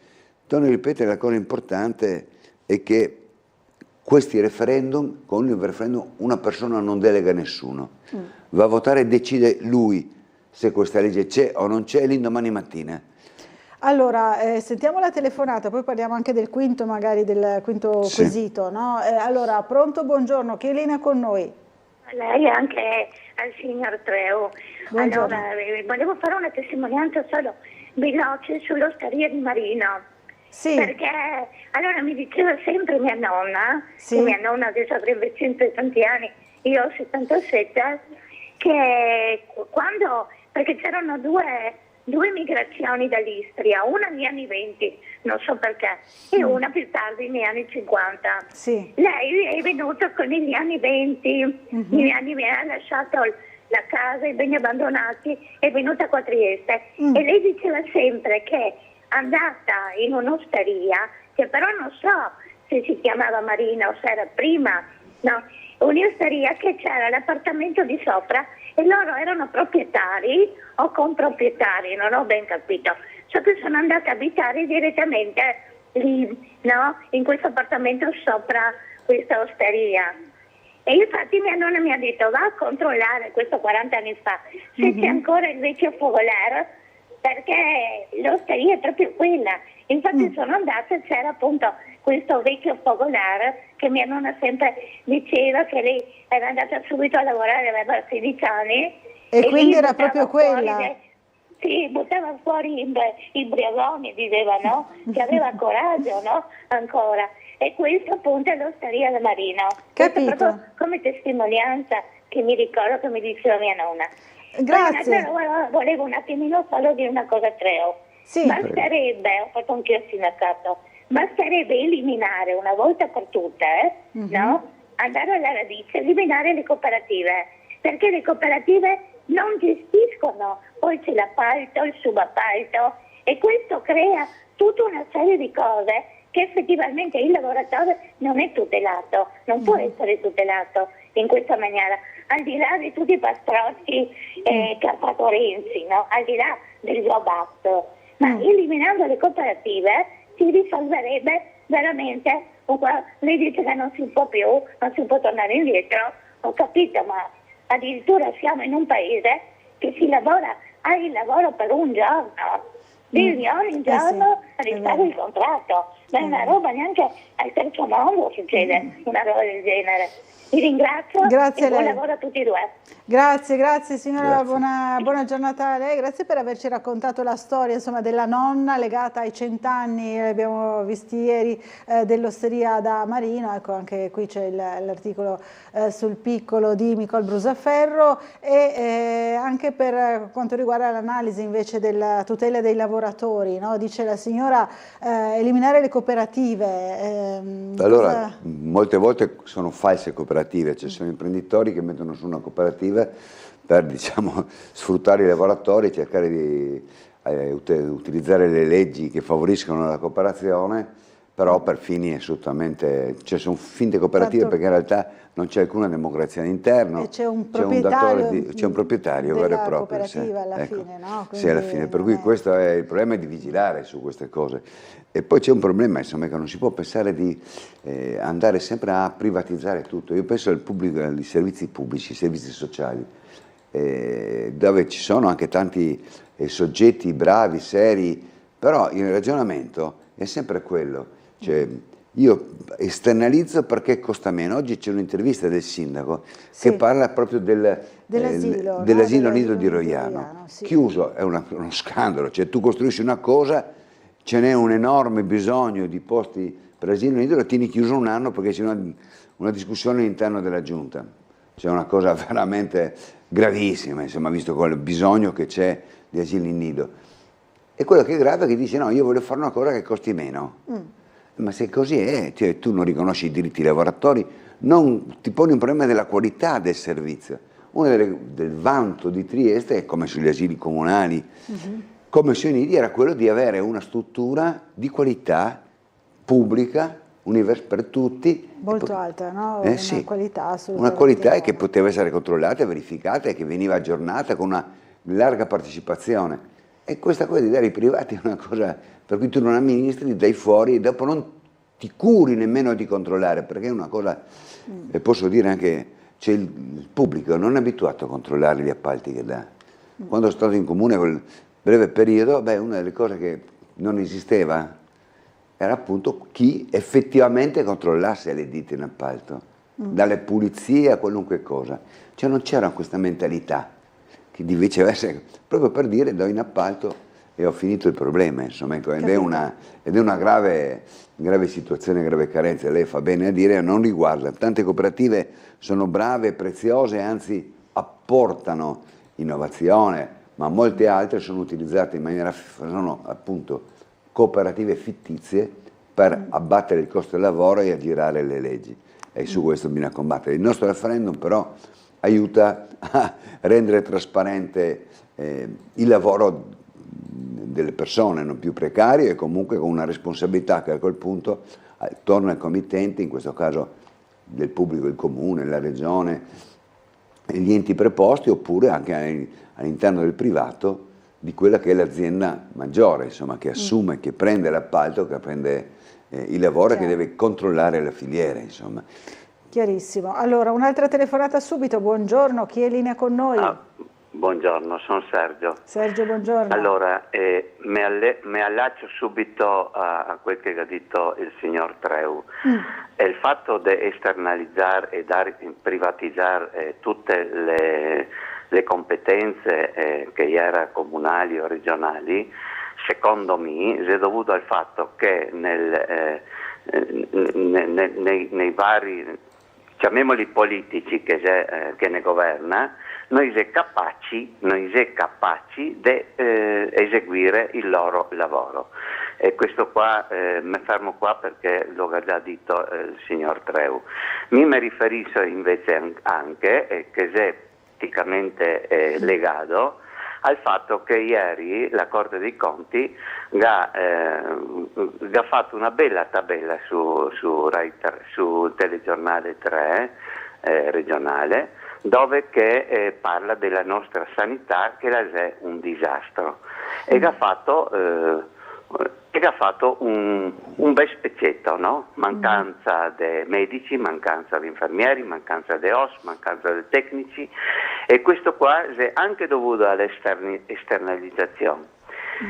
Allora la sanità è data, che ha cominciato già con, purtroppo devo dirlo, anche con la Serracchiani e la Tedesca, che ha cominciato a smuovere un momentino il sistema che avevamo noi una volta con i vari consultori nelle varie circoscrizioni. Dopodiché si è cominciato a spendere i soldi, perché i soldi vengono dati, diciamo, alle regioni per la sanità, ma vengono spesi soprattutto per spostare ospedali da una parte all'altra, favorendo le aziende, le industrie, chiamiamole le industrie edili, perché là fa i soldi. Non se metti i soldi sul personale, sulle attrezzature, sull'aumento degli stipendi, sulla garanzia del posto di lavoro, ma se li dà ai cementieri, perché il burlo, faccio solo questo esempio, dopo chiudo, il burlo esisteva e andava benissimo quando Trieste aveva 300.000 abitanti e si faceva fioi. Oggi che abbiamo 200.000 abitanti e non si fa più fioi, bisogna spostarlo. E per certe malattie, come che ha detto Andolina, il dottor Andolina, per certe malattie i ragazzi, i bambini, vengono spostati nei reparti per adulti. Quindi c'è uno spreco dei soldi, e c'è soprattutto dato ai cementieri, perché si ferma ancora a camminare ancora là per anni a norum, e dopo sposta gli ospedali da San Daniele alla Tisana, dalla Tisana a Palmanova, da Palmanova a Gemona, e insomma c'è un giro dei soldi che non va alla sanità, ma va ai cementieri. A chi costruisce, insomma. Capito, Sergio? Grazie della telefonata. Allora, cosa dice? Grazie a voi, arrivederci. Grazie, buona giornata.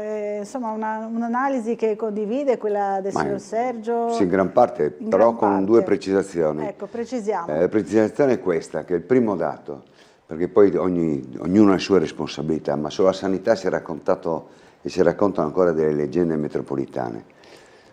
Uno può criticare o meno, ma la riforma sanitaria, poi non attuata in realtà perché è finita la legislatura, della Serracchiani, prevedeva proprio il rafforzamento delle strutture territoriali.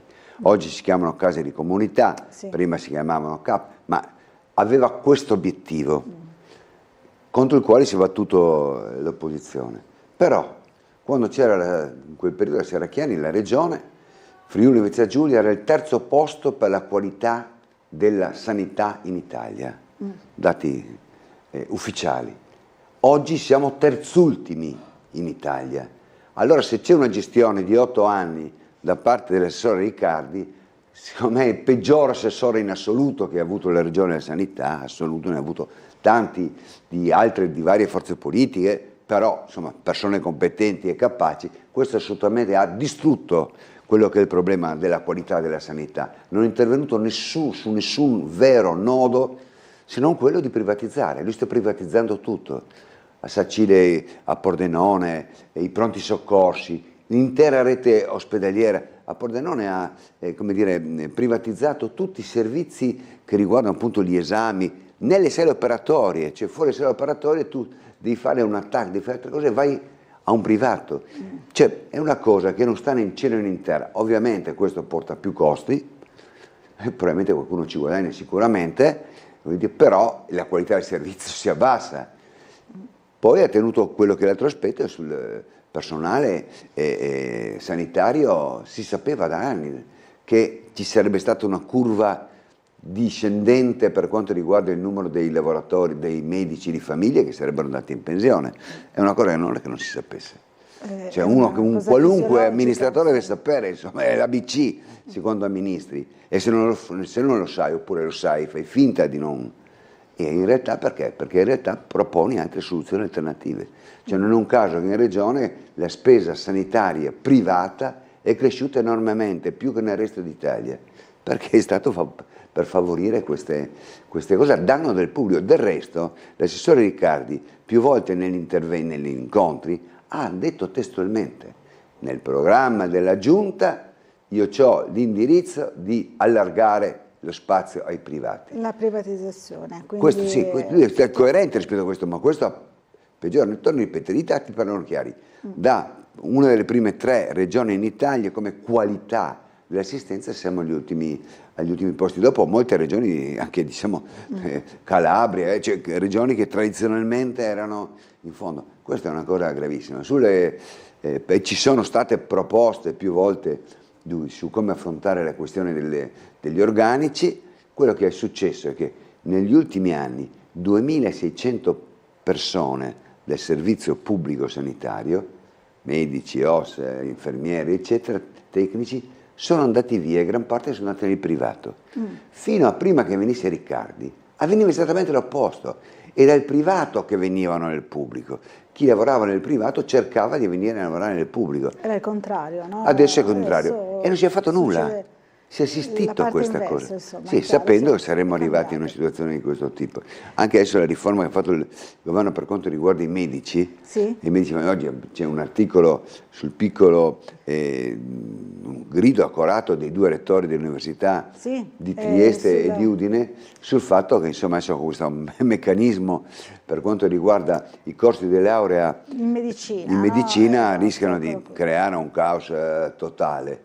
E torno a ripetere, poi quello che limita è che il numero degli specializzandi è chiuso, rimane chiuso, ma è una cosa assurda. Cioè noi abbiamo bisogno di medici, ecco, io ricordo un dato da tanti anni, anestesisti, i gettonisti famosi, quelli che venivano presi dagli ospedali privati, di personale, insomma, singolo medico, anestesista, che veniva chiamato per 3 giorni, con quei 3 giorni gli faceva la paga, la retribuzione del medico che lavorava tutto il mese in ospedale, una cosa. Ecco. E si sapevano che mancavano anestesisti, però per sempre, per molti anni, il corso di laurea prevedeva solo 3 laureati all'anno, prevedeva al massimo 3, e ne avremmo bisogno di 20 all'anno. È chiaro, È chiaro che c'è un ruolo di chi dirige la sanità, deve sapere queste cose, deve prevedere. Io non darei mai in mano un'azienda a una persona così, insomma, ecco. Allora, una telefonata subito, buongiorno, chi è in linea con noi? Buongiorno, sono Luigi. Luigi, buongiorno. È giusto bene che c'è il sindacalista Treu, no? Sì. Io sono anni che denuncio carenza di personale nei reparti ospedalieri, parlo dell'ospedale Catinara, e chi ci rimette sono chi va a curarsi, capisce? Perché quella gente OS, infermieri, bisogna educarli come comportarsi, perché non è solamente un lavoro essere affidarsi a un paziente, capisci? Ci vuole anche un po' di cuore. Ecco, io ho denunciato, no? Perché purtroppo cosa vuole? Quando ci si mette contro l'azienda sanitaria del Friuli Venezia Giulia bisogna aver soldi per poter adire a queste cause, no? Ecco, Allora, se sono tutti bravi, medici, infermieri, OS, no? E non mi riconoscono la negligenza, l'errore medico e la mala sanità, allora mi riconoscessero almeno i danni subiti al fisico e neurologici. Ecco, dato che sono tutti specialisti e bravi, questo non è per tutti i reparti, per alcuni. Per ecco, alcuni reparti. salve. Grazie Luigi, buona giornata. Insomma, questa è la protesta del signor Luigi. Sì, poi ogni caso ha giustamente una storia a sé. Sì, esatto. Io posso dire una cosa che sicuramente è uno dei motivi per cui molte persone vanno via della sanità pubblica, in gran parte vanno via proprio dai reparti ospedalieri, è per il tipo di lavoro che c'è, lo stress che c'è. Molte persone fanno la notte, poi arriva il mattino e gli viene detto no, resta ancora 3 ore perché non c'è il cambio, non abbiamo personale, fai il turno, cioè lo stress lavorativo, e questo si ripercuote anche, nonostante la capacità e la professionalità, ma la stanchezza si ripercuote probabilmente in alcuni casi anche nei confronti, diciamo così, degli utenti. Ma è chiaro che se tu lavori in una condizione in cui invece di fare le tue ore sei obbligato a farne molti di più, e in molti casi non sono nemmeno pagate o retribuite appena un anno dopo, in maniera anche molto limitata, è chiaro che però tu sei soprattutto sotto stress, non hai una vita, certo. E se non sei in grado a quel punto di effettivamente dare un servizio. Infatti molte persone sono andate via, lo dico perché poi passano tanti al sindacato e ti dicono sono andato via perché uno non ce la facevo più, 2 mi vergognavo perché non riuscivo a fare le cose che bisognava fare. E pertanto si rendeva conto di non essere nelle condizioni organizzative di rispondere adeguatamente ai bisogni delle persone, degli utenti, nonostante lo sforzo individuale. Ecco. Quindi il carico di lavoro e le modalità proprio, no, del lavoro. Allora, un'altra telefonata, buongiorno, chi è in linea con noi? Pronto, buongiorno? C'è qualcuno in linea? È caduta la linea, allora io volevo solo leggere prima di andare alla pubblicità una mail da parte di Giorgio che ci scrive: un imprenditore che lascia in strada 170 lavoratori, ovviamente parlo di Parodi, non sicuramente di Roncadin, parliamo del caso della Tirso. Cosa faranno questi lavoratori e lavoratrici tra i 50 e i 60 anni? Sono quasi tutte donne, cioè tante in gran parte donne, ma non solo, e comunque hanno un'età comunque 40, 50, sì, il problema è che 60. Questo rende ancora più difficile la ricollocazione. Il problema è che è grave, che ci si è trascinati quasi un anno su un'ipotesi che poi si svanisce. Allora l'ipotesi non era concreta, cioè non si è verificato in tutto quest'anno effettivamente la volontà dell'imprenditore di acquisire questa azienda, tra l'altro era una riconversione, e al tempo stesso non si è cercato qualche altra alternativa.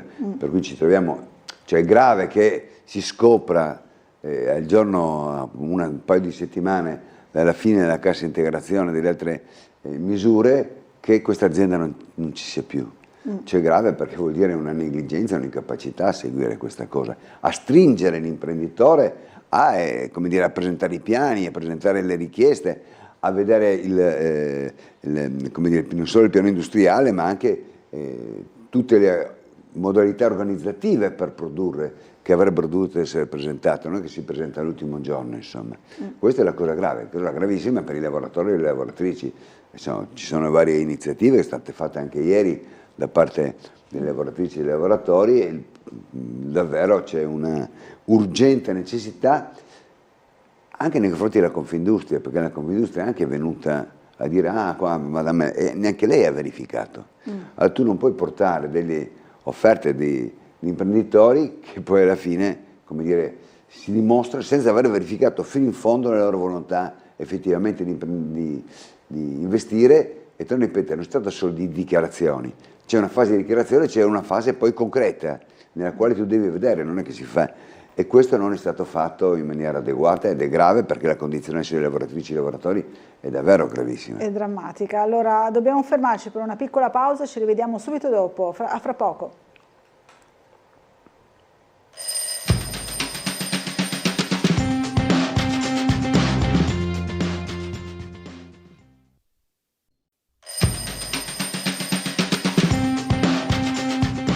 Bentornati in diretta e ancora in compagnia di Roberto Treu della CGIL. Allora abbiamo subito una telefonata in arrivo, la sentiamo immediatamente. Pronto, buongiorno.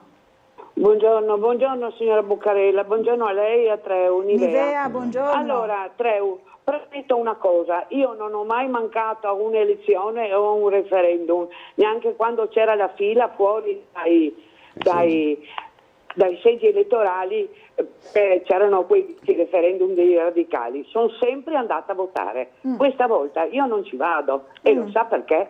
Perché prima di tutto, allora, l'articolo 18, il Job Act, è stato fatto da Renzi, nel silenzio assoluto della CGIL, che quella volta c'era la Camusso e che adesso siede in Parlamento. La UIL e la CIS non aderiscono a questi referendum, difatti li avete fatti solo voi. La CGIL in realtà aveva fatto sciopero contro il Job Act. L'unico sindacato insomma, che aveva fatto lo sciopero. Non aveva fatto sciopero generale contro il Job Act. Il Job Act. Bene, ma c'era Renzi e quella volta Renzi era del PD. Non dimentichiamolo, non era di Italia Viva o quello che è adesso, era del PD. Perciò io non riesco a capire, la sinistra si fa le leggi e poi fa il referendum per abolirli. Questo non è possibile. Sullo stress dei dipendenti del servizio sanitario parla una che lavorava 48 ore alla settimana, non perché faceva straordinari, perché quella volta i contratti erano così, 48 ore in sala operatoria, era in reparto e non era stressata. Sa perché? Perché mi piaceva il mio lavoro, lo adoravo. Era un modo molto più faticoso di eseguire il lavoro perché c'erano tanti problemi e io adesso non so perché a dirglieli, perché non lo so, non sto, perché non c'è il tempo. Però è inutile parlare di stress, ci sono molti altri lavori stressanti, molto più stressanti. Io dico sempre, chi fa un lavoro che piace non lavora tutta la vita. Grazie. Grazie Nivea, buona giornata. Bello insomma questo attaccamento della signora Nivea al suo passato lavoro, però forse le condizioni sono anche un po' cambiate. Sono molto cambiate, perché appunto c'è... anche con la tecnologia c'è bisogno di una sempre maggior qualificazione, ma al tempo stesso se mancano il personale e si è costretto a lavorare più ore, ma vale per tutti, chiunque sarebbe stato e sarebbe in una condizione di difficoltà. Cioè, nonostante la stragrande maggioranza delle persone danno sempre come il meglio di sé e sono innamorate del proprio lavoro, se parli con un infermiere, con un OSC, con un medico, cioè ci tengono al loro lavoro, cioè, l'hanno scelto e lo vivono come un impegno vero, consapevoli insomma della responsabilità che hanno, per cui se si arriva a queste situazioni molte volte proprio perché vedi che attorno a te quelle che dovrebbero essere misure anche organizzative del sistema sanitario non vengono prese e c'è pertanto un decadimento che ti impedisce di lavorare bene, insomma. C'è anche da parte invece di Paolo una domanda che sembra riprendere il tema della prima parte della telefonata della signora Nivea, questa critica, no?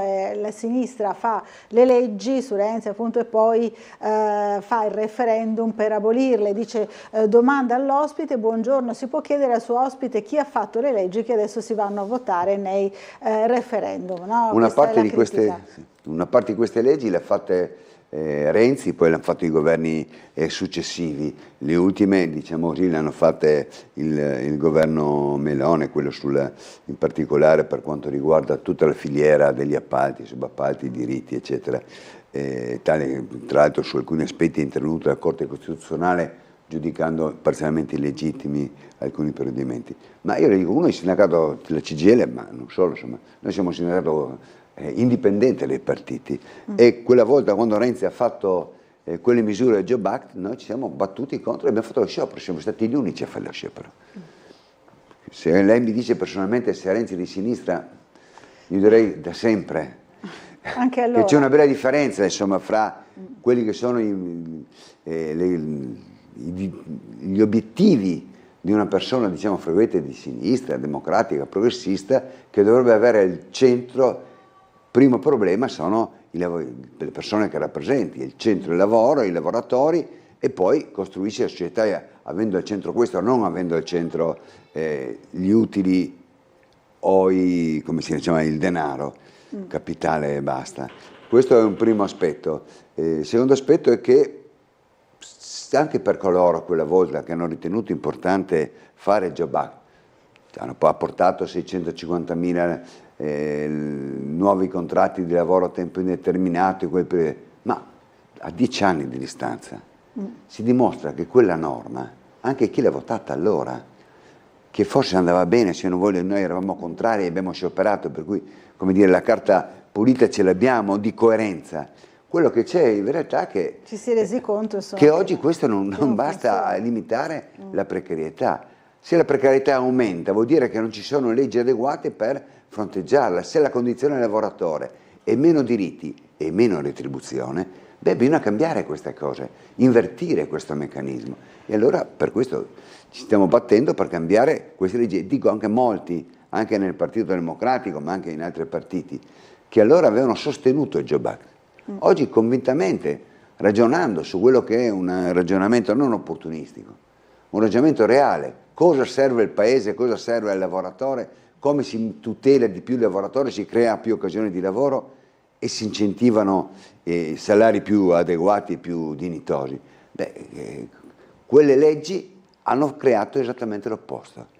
Allora non sarà sufficiente questo di cancellare queste norme del Job Act, certo, però è un pezzo di strada che ogni cittadino, poi a me dispiace la signora che ha deciso di non andare a votare, ecco, se per le motivazioni che abbiamo sentito, io le dico che ci ripensi, perché in realtà non è così, la CGIL è stata contraria allora e lei è contraria oggi, tanto è vero che ha promosso questa raccolta di firme, non ce l'ha imposto nessuno.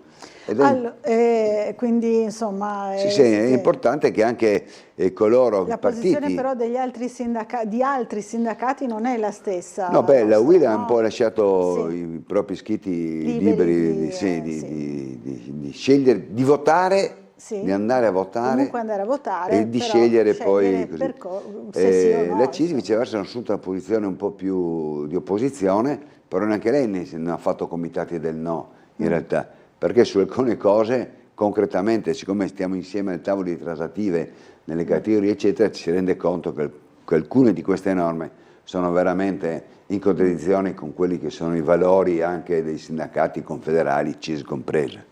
Nell'84, ci scrive il signor Stefano, governo di socialisti in accordo con i sindacati abolì la scala mobile, era uno strumento che adeguava i salari al costo della vita, ora danno la colpa al governo, se ci sommi la globalizzazione con invasioni dalla Cina, uno normale capisce che in Italia devi produrre a bassissimo costo e viste le troppe tasse i salari non cresceranno mai, deve terminare la globalizzazione, ottima la scelta di Trump, dice Stefano.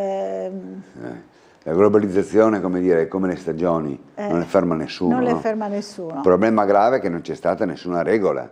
Questo è il problema, che proprio i trampiani, cioè la filosofia trampiana del liberismo puro, è quello che ha sostenuto il fatto di non mettere regole alla globalizzazione. E pertanto la globalizzazione dovrebbe avere delle regole internazionali e queste sono state boicottate, insomma, questo è il problema vero che c'è sulla globalizzazione. Poi, torno a ripetere, a fermarla non la fermerà nessuno, puoi regolamentarla, dare delle condizioni, una delle condizioni per esempio è quella del lavoro, del non sfruttamento del lavoro, a cominciare dal lavoro minorile, a cominciare dal lavoro nero, ci sono tutta una serie di norme che dovrebbero essere rispettate su questo.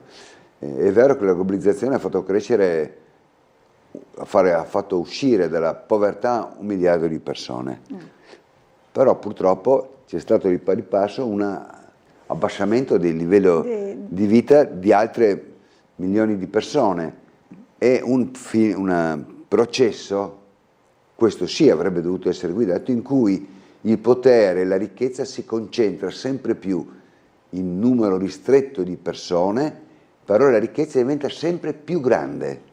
Se pensiamo, in Italia il 10% delle persone detiene quasi il 70% della ricchezza nazionale.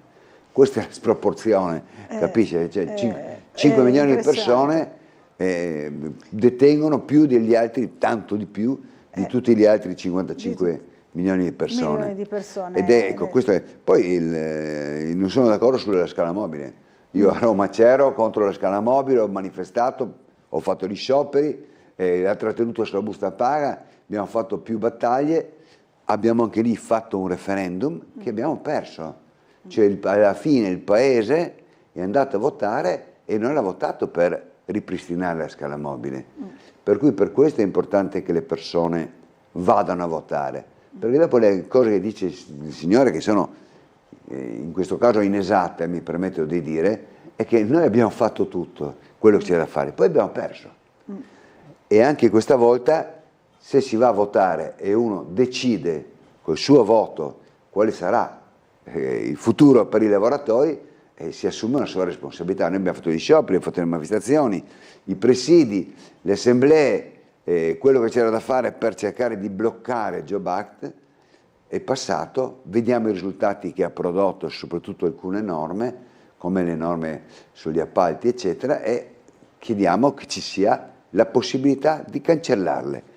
Per cui io inviterei coloro che hanno telefonato e che dicono che bisogna fare di più, questa è una misura concreta, insomma, vai e decidi, non delega nessuno, decidi tu. C'è anche un quinto quesito, no, che riguarda invece la cittadinanza italiana dopo 5 anni, non dopo 10. Sì, beh, questa è una cosa, riteniamo, di civiltà, di umanità. Non so, chiunque di noi ha avuto per esempio dei figli di stranieri che non potevano poi fare dei campionati di dilettantistici, di calcio, di pallavolo, perché non avevano la cittadinanza italiana, essendo nati in Italia magari e avendo fatto tutte le scuole, facendo le scuole in Italia e parlando dialetto triestino o altro, uguale agli altri.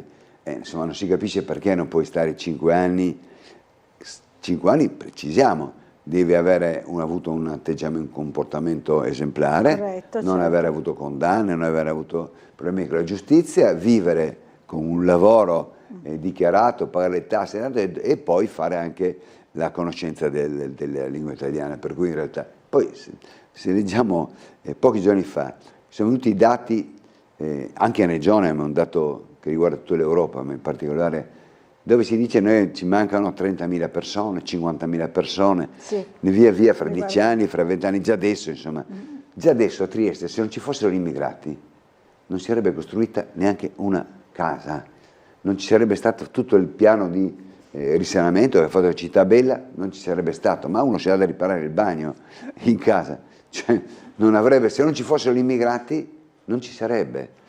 Pensiamo alle case di riposo alle persone anziane che hanno l'assistenza. 90% sono persone che sono venute da altri paesi, perché qui non ce ne sono, non è che c'è un conflitto. Allora noi avremo bisogno di queste cose, avremo bisogno. E viceversa siamo preoccupati perché un numero sempre maggiore di cittadini italiani va all'estero.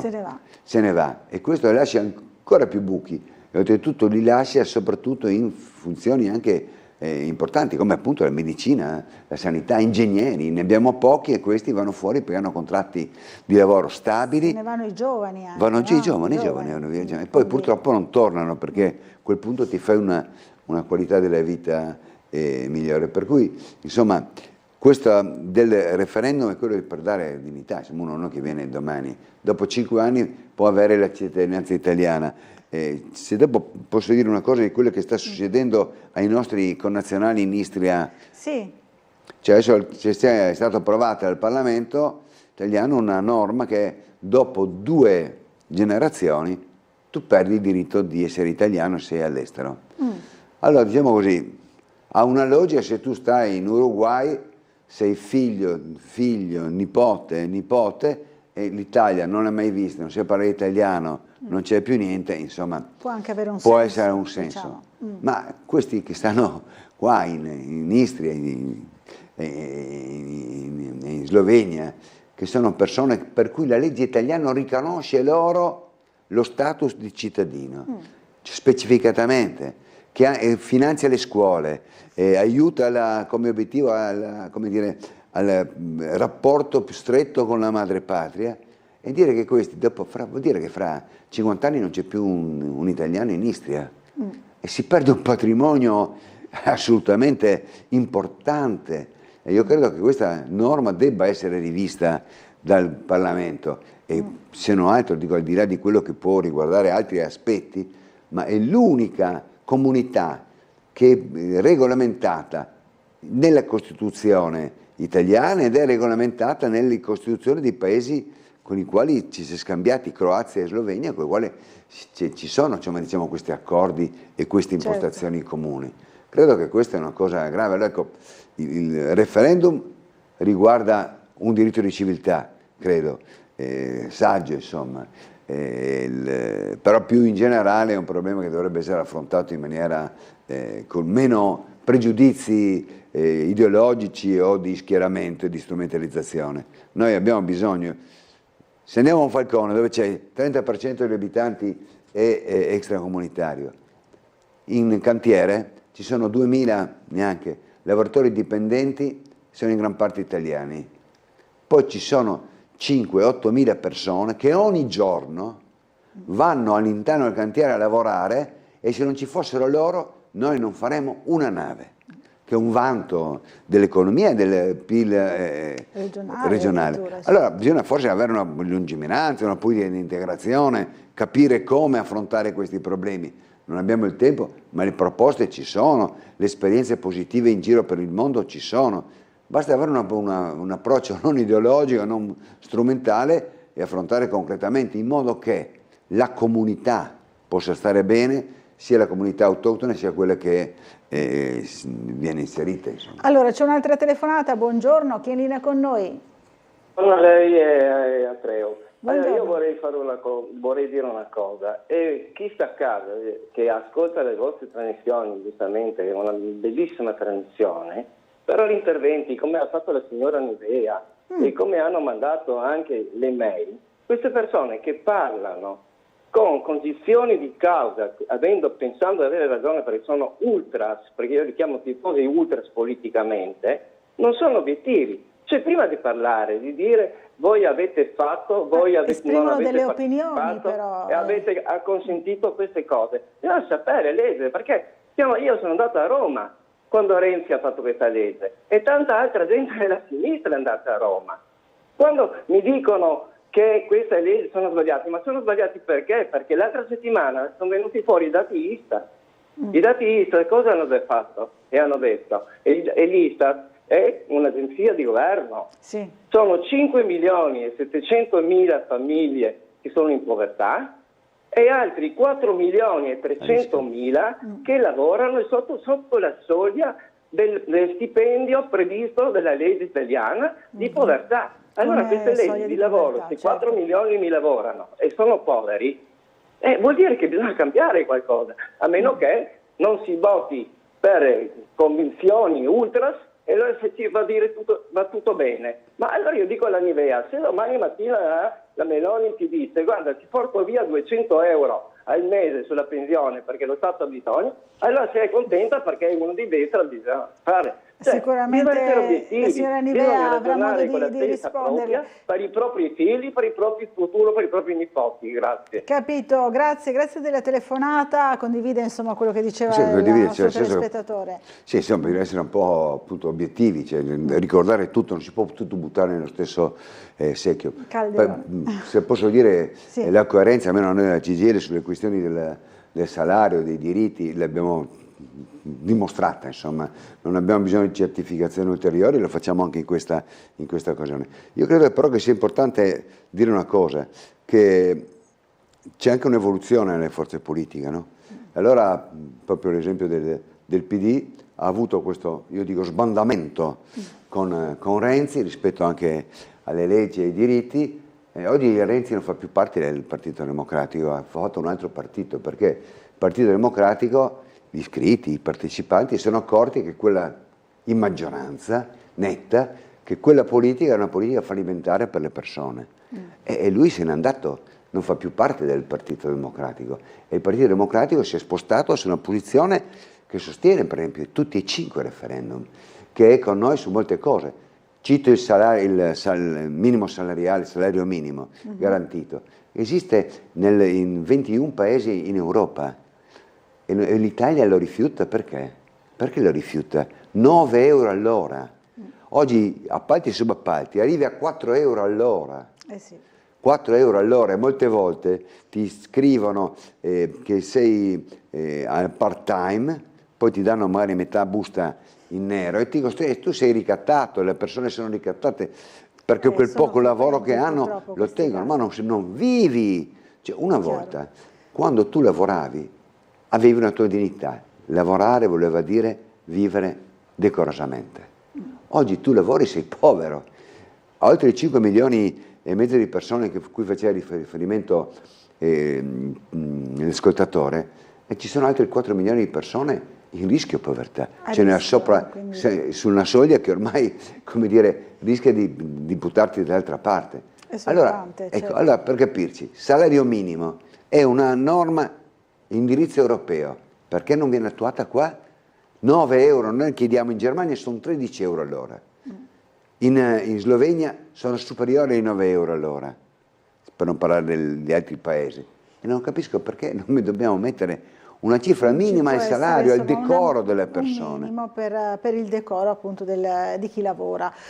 Allora, c'è una precisazione molto rapida da parte di Giorgio che sul caso Tirso evidentemente è ben informato, dice l'imprenditore Parodi ha una situazione debitoria per nulla chiara, in più quando gli è stato chiesto di stimare le tempistiche di smaltimento dei macchinari relativi alla produzione tessile in maniera da bonificare e rendere operativo l'impianto per la nuova attività, non è stata data risposta. In più, se mettiamo il piano in piatto la sicurezza e quindi la regolarità a livello antisismico, si sono aggiunti investimenti per 2 milioni di euro. Qualsiasi imprenditore avrebbe deciso di abbandonare. La colpa, a mio avviso, non è della regione né di Roncadin, ma ricade su sigle sindacali che, a parte CGIL, ha dimenticato i lavoratori e l'imprenditore, se così si può dire, dice Parodi. Insomma, ce l'ha con l'imprenditore in particolare. Il problema è che il problema era di seguire, chi doveva seguire questa cosa non può scoprire un vaso di Pandora a una settimana, 10 giorni dalla fine delle procedure. Insomma, queste cose non si risolvono l'ultimo giorno. Se è una cosa complessa si deve seguire prima, per tempo, insomma, per evitare di arrivare così. Non abbiamo parlato, abbiamo solo un minuto, della situazione drammatica a Gaza, ne abbiamo parlato in altre occasioni, seguendo anche il corteo, la manifestazione che avete realizzato l'altra settimana. Beh, è significativo che, mi spiace per Telequattro, ma non eravamo 500. Non eravate in 500. Eravamo molti di più. La polizia parlava di 2500, ma insomma, il numero non ha importanza, se vuoi dire, però è stata una manifestazione molto partecipata, costruita in realtà da 5 anzianotti come me, che hanno messo insieme, di varia estrazione anche culturale, religiosa, hanno messo insieme un appello al quale hanno aderito tutte queste persone, senza contare quelle che hanno aderito attraverso i social, eccetera. Ed è stata una manifestazione particolare, perché è stata intensa.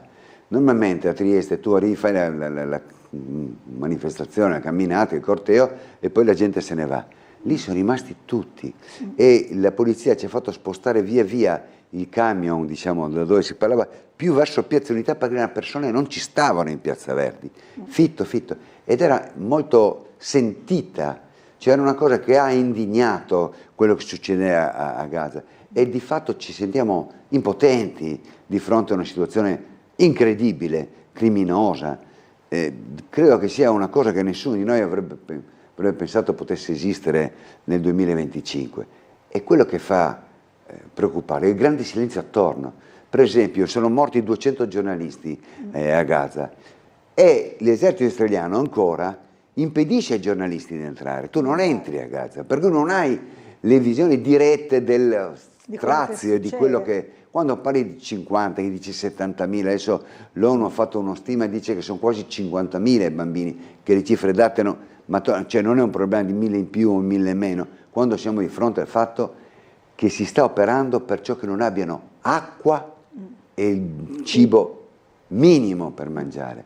L'obiettivo di Netanyahu è quello di scacciare queste persone e di riprendersi un pezzo di Gaza e via via di allontanare questo. Non c'entra niente con la guerra contro giustamente Hamas, i terroristi che vanno combattuti, ma in questo modo si fa più danno ad Israele, e lo dicono molti israeliani che fanno le manifestazioni contro Netanyahu. E anche questo sempre di dire, se uno parla male del governo di Israele è antisemita, ora di finirla, non è così. Nessuno, in quella piazza non c'era nessun antisemita, ma erano tutti contro il governo di Netanyahu per le cose che sta facendo. E quello che è grave è che la comunità internazionale fa poco, l'Italia ancora meno. Ieri finalmente abbiamo sentito l'intervento del ministro Tajani che condanna e dice, sì. Poi però ci sono fatti concreti, no? C'è l'accordo cooperazione fra le forze armate che scade adesso l'8 giugno, sospendilo, fino a che non siano restituite. Netanyahu è perseguito dalla Corte Penale Internazionale per i suoi crimini di guerra, tu hai tutte le armi per sospenderlo. Abbiamo fatto così con Putin, messe sanzioni. Se decidi di non andare a bombardare Netanyahu, no? Diciamo per eccesso, devi metterlo in condizioni di avere delle ripercussioni economiche e militari, e questo credo che debba essere, perché insomma è indegno di guardare la televisione e vedere appunto questa sofferenza di persone assolutamente innocenti. Bisogna reagire concretamente. Grazie Roberto Treu per essere stato con noi. Torni presto a trovarci qui a Sveglia Trieste. Grazie a voi dell'ospitalità e grazie ai telespettatori che hanno sentito e anche hanno partecipato. Grazie. Noi ci fermiamo per un po' di pubblicità, fra poco c'è l'assessore Massimo Tognolli.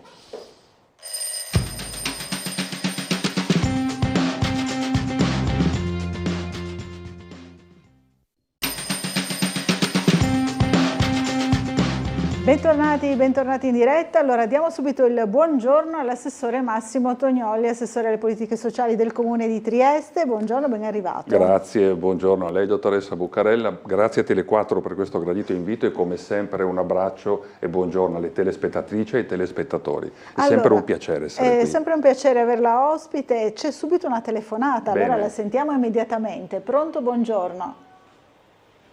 Buongiorno, chi è in linea con noi? Credo sia caduta la linea, si è spenta la luce, quindi probabilmente così. Allora, Assessore, io volevo partire con lei da un caso che ha colpito molto anche i nostri telespettatori, perché in tanti ci hanno chiesto il destino di questa bambina sfortunata che ha avuto la mamma che purtroppo è deceduta, una bambina di origine ucraina, era qui appunto a seguito della guerra proprio in Ucraina, ospitata e integrata nella nostra città e che ha avuto questa grandissima sfortuna di avere la mamma appunto morta per cause naturali. In tanti ci hanno chiesto, perché avevamo già detto insomma, che i servizi sociali del Comune si erano immediatamente attivati per questo caso drammatico. Come è andata questa vicenda? Ce lo vuole raccontare? È una vicenda davvero tragica, infatti prima stavo sorridendo, un po' mi si è spento il sorriso perché davvero. Vedete, i servizi sociali noi viviamo quotidianamente a fianco di situazioni che sono delicate, che sono caratterizzate da grande sensibilità e tante difficoltà, ma devo dire che a me personalmente, ma a tutto il Dipartimento, all'assessorato si è davvero stretto il cuore per questa vicenda, per tutte le situazioni sfortunate che hanno riguardato un unico essere umano, un'unica bimba, che, come diceva giustamente lei, è arrivata in Italia a seguito della guerra in Ucraina, è arrivata in Italia nel 2022, aveva 3 anni, è venuta in Italia con la mamma, il papà non si trova, ma quello è un paese in guerra. In guerra, certo. I servizi sociali hanno fatto il possibile per integrare questa famiglia e diciamo che sì, ci siamo riusciti, era in atto un'integrazione anche molto bella, a scuola, lavoro, un appartamento, insomma si cercava di dare il massimo supporto alla mamma e alla bambina. Poi succede l'irreparabile, ovvero sia la mattina di alcuni giorni or sono la scuola ci avvisa che la bambina non si è presentata in classe, quindi attiviamo i nostri assistenti sociali che vanno nella casa, nell'appartamento dove vivevano la bimba con la mamma e oltre l'uscio, oltre la porta, sentono il pianto della bimba. E poi si è saputo che in realtà la bambina stava piangendo al capezzale della mamma scomparsa da molte ore. E quindi hanno allertato le forze dell'ordine e poi hanno scoperto che, presumo, si trattasse di un decesso per cause naturali, però parliamo di una bambina e una mamma che provengono da un paese in guerra. Ricordiamo che è una bambina con una significativa disabilità fisica e cognitiva. La bambina adesso ha circa 5 anni e mezzo e poi un decesso così improvviso per una persona di 38 anni, quindi davvero una tragedia. Devo dire, dobbiamo guardare avanti, in questo senso ci siamo attivati sin da subito, la bambina è stata ospitata grazie, come sempre, allo squisito comportamento e sensibilità sociale del Burlo. Bene. È stata ospitata al Burlo per alcuni giorni e poi davvero con grande velocità siamo riusciti, anche grazie alla sensibilità sociale della nostra città, siamo riusciti a trovare una famiglia affidataria, quindi posso dire che in questo momento la bambina è in famiglia e questo credo sia la cosa più importante, perché l'obiettivo che abbiamo è provare a dare la massima continuità possibile a questa bimba che ha vissuto davvero situazioni molto delicate. Mi piace anche ricordare che c'è stata da parte della città una grande reazione bella, positiva, uno slancio che davvero ci ha colpiti. Io ho ricevuto telefonate, messaggi, mi hanno raggiunto in tutti i modi persone che volevano dare una mano. Quindi non solo per far sentire la loro vicinanza e proporsi anche per quali famiglie affidatarie. E a questo proposito vorrei anche ricordare il tema davvero dell'affido al quale stiamo dando tante informazioni, proviamo a comunicare il più possibile su questo tema e vediamo che, come dire, il tessuto nel quale noi viviamo è davvero molto sensibile a questi temi, tant'è che siamo quasi a metà 2025 e abbiamo già un numero di bambini affidati, di famiglie affidatarie che è già pari al più 20% rispetto all'anno precedente e questo trend positivo c'era anche nel 24 rispetto al 23. Significa che più parli alle persone, più fai conoscere alle persone questi temi e più nella nostra città le famiglie rispondono davvero in maniera positiva, con grande sensibilità. Insomma, una bella cosa da ricordare. È davvero bello, insomma, dirlo. Allora, c'è anche la mail da parte del signor Claudio Visintin che dice: bontà sua, l'assessore ci aveva nominato e alla moglie Graziella testimonial dei servizi sociali, troppo buono e grazie. È bene che i telespettatori sappiano alcune tra le innumerevoli attività rese per legge comunale delle persone prese in carico dei servizi sociali, oltre che i normali servizi, molto formativa presso lo stand dell'AISM in via San Nicolò, dedicato all'iniziativa Senti come mi sento, provare a mettersi nei panni di chi vive questa malattia, un'esperienza di vicinanza, condivisione e attraversamento che ha un grande valore sociale, dice Claudio, sempre molto sensibile, no? su questi temi. Poi dice: grazie all'università, all'ITIS, la musica arriva dove le parole non bastano. Il 30 maggio 20 voci femminili del coro dell'Opera Giocosa del Friuli Venezia Giulia, accompagnate dalla fisarmonica del maestro Severino Zannerini, porteranno emozione e bellezza in casa Gregoretti e Casa Serena. E poi, oltre quella sedia, non è solo un nome, è un modo di stare accanto, di credere e sperare. Insomma, tante iniziative nel sociale, è vero, sono testimonial, no? Dei servizi sociali. Persone deliziose che hanno grande sensibilità verso questi temi, ne ha ricordati tanti, devo dire tutti importanti. Ieri, appunto, nella giornata ricca di tanti eventi, di tante iniziative molto belle, c'è stata anche questa iniziativa dell'AISM, Senti come mi sento, per provare a far vivere l'esperienza dell'attraversamento a chi non è a contatto diretto con questa malattia. E io stesso ho provato e devo dire che le cose vanno provate personalmente e poi si ragiona in un modo un po' diverso. È vero. Per quanto si può essere sensibili anche con le emozioni, con il cuore verso certi temi, dopo che hai provato personalmente, loro ti mettono degli occhiali con i quali non vedi bene, dei guanti che rendono più difficile a livello tattile la prensilità, ti mettono in una condizione che ti fa scattare dei pensieri, dei ragionamenti. È una bellissima iniziativa, quindi ho voluto esserne partecipe. Davvero grazie soprattutto alle ragazze e ai ragazzi che sono volontari presso quello stand. Sì, bisogna davvero. Racconto un piccolo aneddoto di ieri che ha colpito tutti noi. Alla fine, quando ero appunto allo stand, abbiamo deciso di fare una fotografia tutti assieme. Pensa un po' il destino, c'erano tantissime persone che percorrevano via San Nicolò, ma eravamo tutti pronti per una fotografia, serviva qualcuno che scattasse. Certo.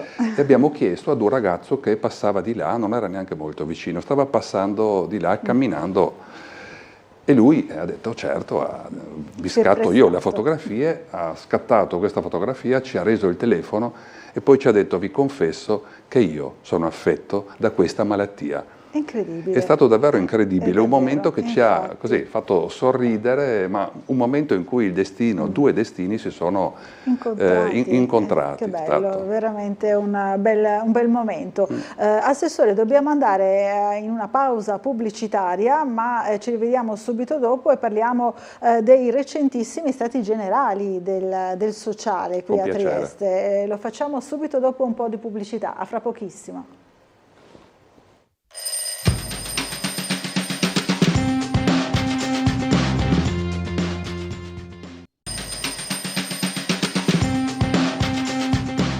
Rieccoci in diretta in compagnia dell'assessore Massimo Tognolli. Allora, dicevamo prima della pubblicità, stati generali che si sono svolti la scorsa settimana del sociale qui a Trieste, al MIB.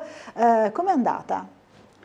Una meraviglia perché abbiamo ascoltato delle eccellenze del nostro territorio parlare di un tema che abbiamo scelto quale tema degli primi stati generali dei servizi sociali del Comune di Trieste. Abbiamo scelto quale tema giovani e famiglia perché abbiamo ritenuto che fosse un tema che naturalmente guarda al futuro e abbiamo invitato delle vere e proprie eccellenze del nostro territorio, quindi la Regione, quindi la nostra diocesi, la Sissa, l'Università di Trieste e ovviamente anche il Dipartimento alle politiche sociali. Chiaro, certo. E abbiamo assistito a delle relazioni davvero meravigliose.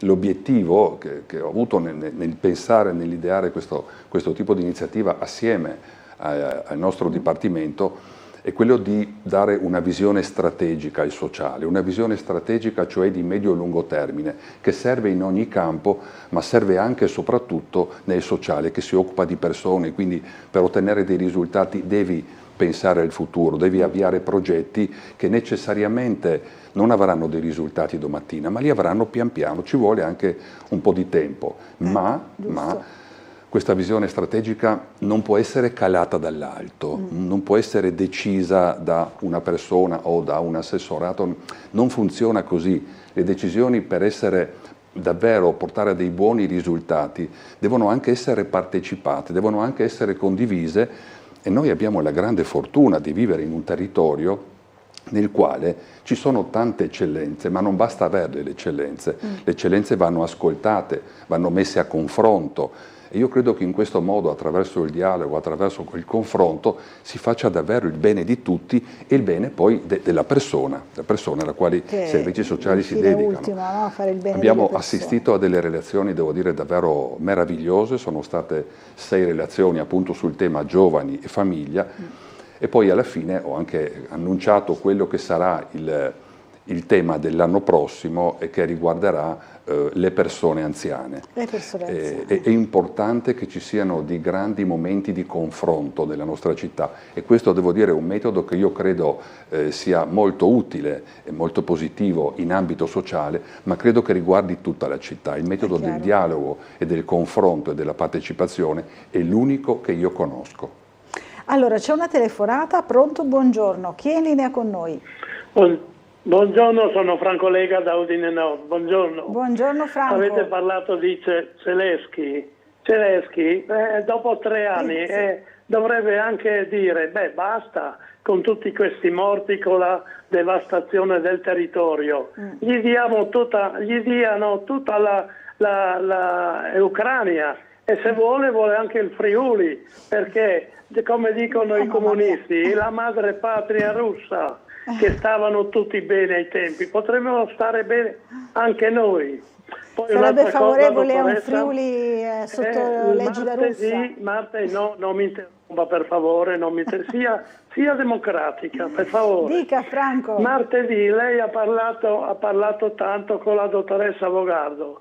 Avogadro è una parlantina che potrebbe incantare anche i serpenti boia.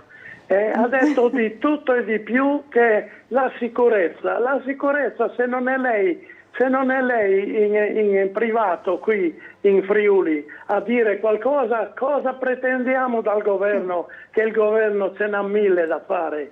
Il metal detector si potrebbe mettere nelle città da oggi al domani, come è successo a Roma, come è successo anche nella Risiera. Va bene, l'ha detto molte volte il signor Franco da Udine, questa storia insomma del metal detector. Ringraziamo il signor Franco.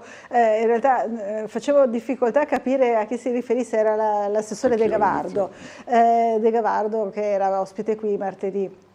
A parte questo, insomma, secondo il signor Franco sarebbe una soluzione ideale mettere il metal detector nelle piazze, un po' difficile forse, lasciamo forse fare alle forze dell'ordine quello che sono temi davvero molto complessi, tra l'altro no? Abbiamo un assessore che si spende davvero al 100% in maniera meravigliosa su questi temi, che li affronta, li approfondisce, quindi massima fiducia verso la nostra assessore. Nel lavoro di Caterina De Gavardo, anche insomma come persona a capo, diciamo così, della polizia locale, no? Che è impegnata in tanti diversi settori che sono sempre nuovi. Per quanto riguarda invece l'assessorato alle politiche sociali, insieme la serata dei servizi sociali, che abbiamo già imparato a conoscere negli ultimi anni, raddoppia, diventa, si sdoppia in due. Raddoppia. Quando ci sarà il prossimo appuntamento? Il prossimo appuntamento sarà il 20 ottobre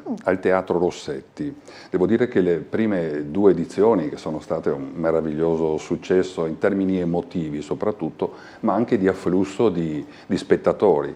È successo anche lo scorso anno che tanti spettatori non hanno potuto assistere, tanti hanno richiesto un biglietto, ma penso che ne avremmo riempiti 2 di teatri Rossetti. Allora abbiamo pensato di raddoppiare, ma non raddoppiare la serata in quelli che sono i suoi contenuti, perché è chiaro che quella serata insieme è un unicum, quindi non se ne possono fare 2.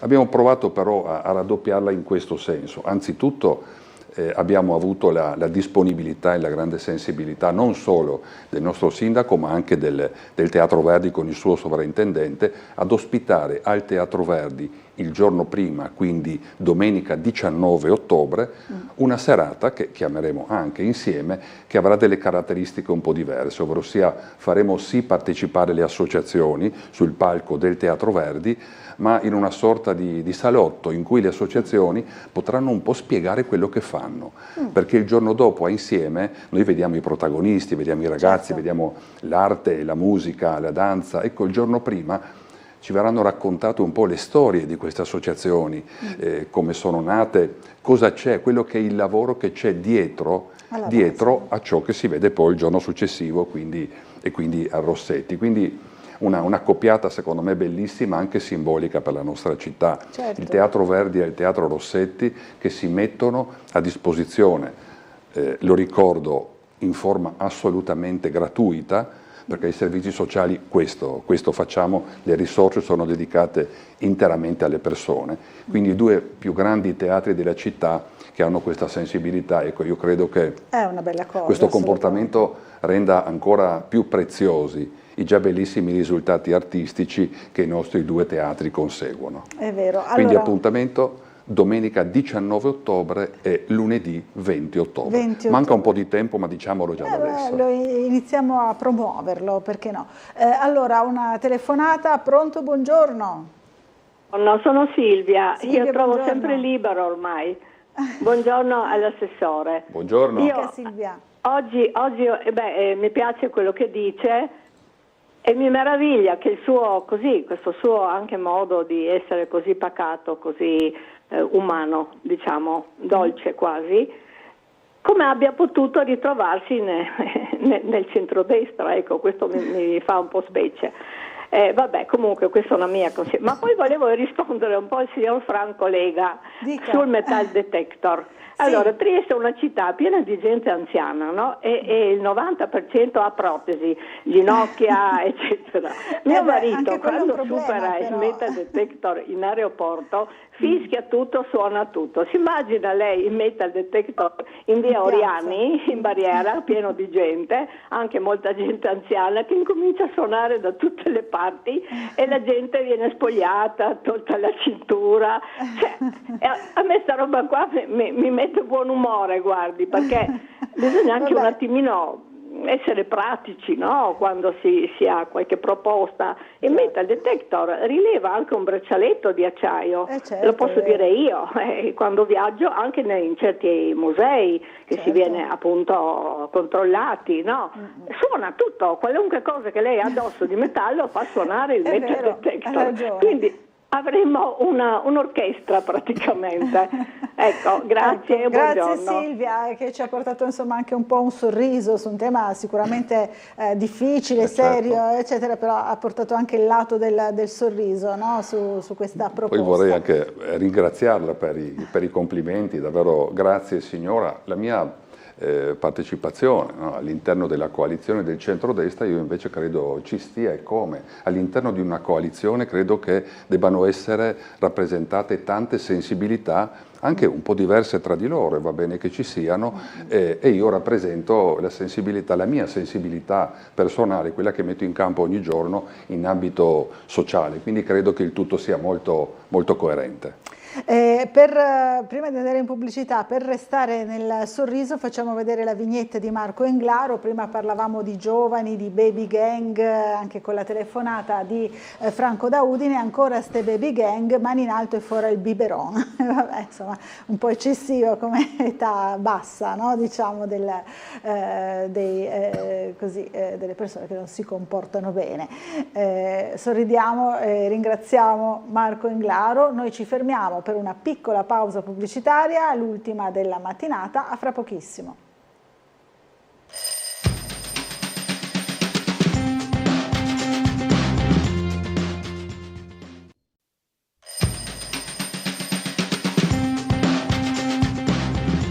Rieccoci in diretta, 9:33 del mattino, sempre in compagnia dell'assessore Massimo Tognolli, assessore ai servizi sociali, alle politiche sociali del Comune, perché insomma è un campo molto, molto ampio, no? Di lavoro, di impegno. E allora le vorrei chiedere, assessore, sono 2 anni, no? Che è assessore circa, all'incirca, poco più di 2 anni. Può tracciare un bilancio insomma di questa esperienza?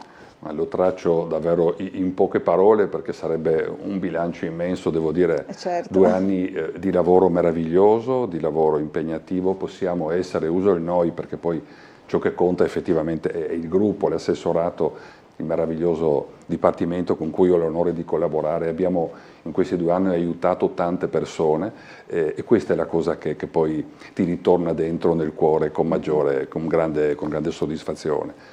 Abbiamo fatto tante cose, tante iniziative, tanti progetti, ho messo sin dall'inizio del mio mandato alcuni punti fermi. Di uno ho parlato prima, del fatto della necessità di avere una visione strategica e partecipata, e questo lo stiamo facendo, lo stiamo raggiungendo anche con esempi come gli Stati Generali, a cui prima facevo riferimento, ma anche in molti altri modi. Come anche la necessità, e qui stiamo vedendo dei bei risultati, di fare sistema quanto più possibile. Noi indirettamente siamo a contatto con oltre 150 associazioni e viviamo in un territorio ricco di eccellenze. Ecco, dobbiamo fare sistema, lo ripeto quotidianamente, Fare sistema non è una scelta, un'opzione, fare sistema è un obbligo che noi abbiamo, altrimenti le sfide, io spesso cito i numeri del sociale, ma bisogna ricordarli, bisogna citarli, seguiamo tantissime persone nella nostra città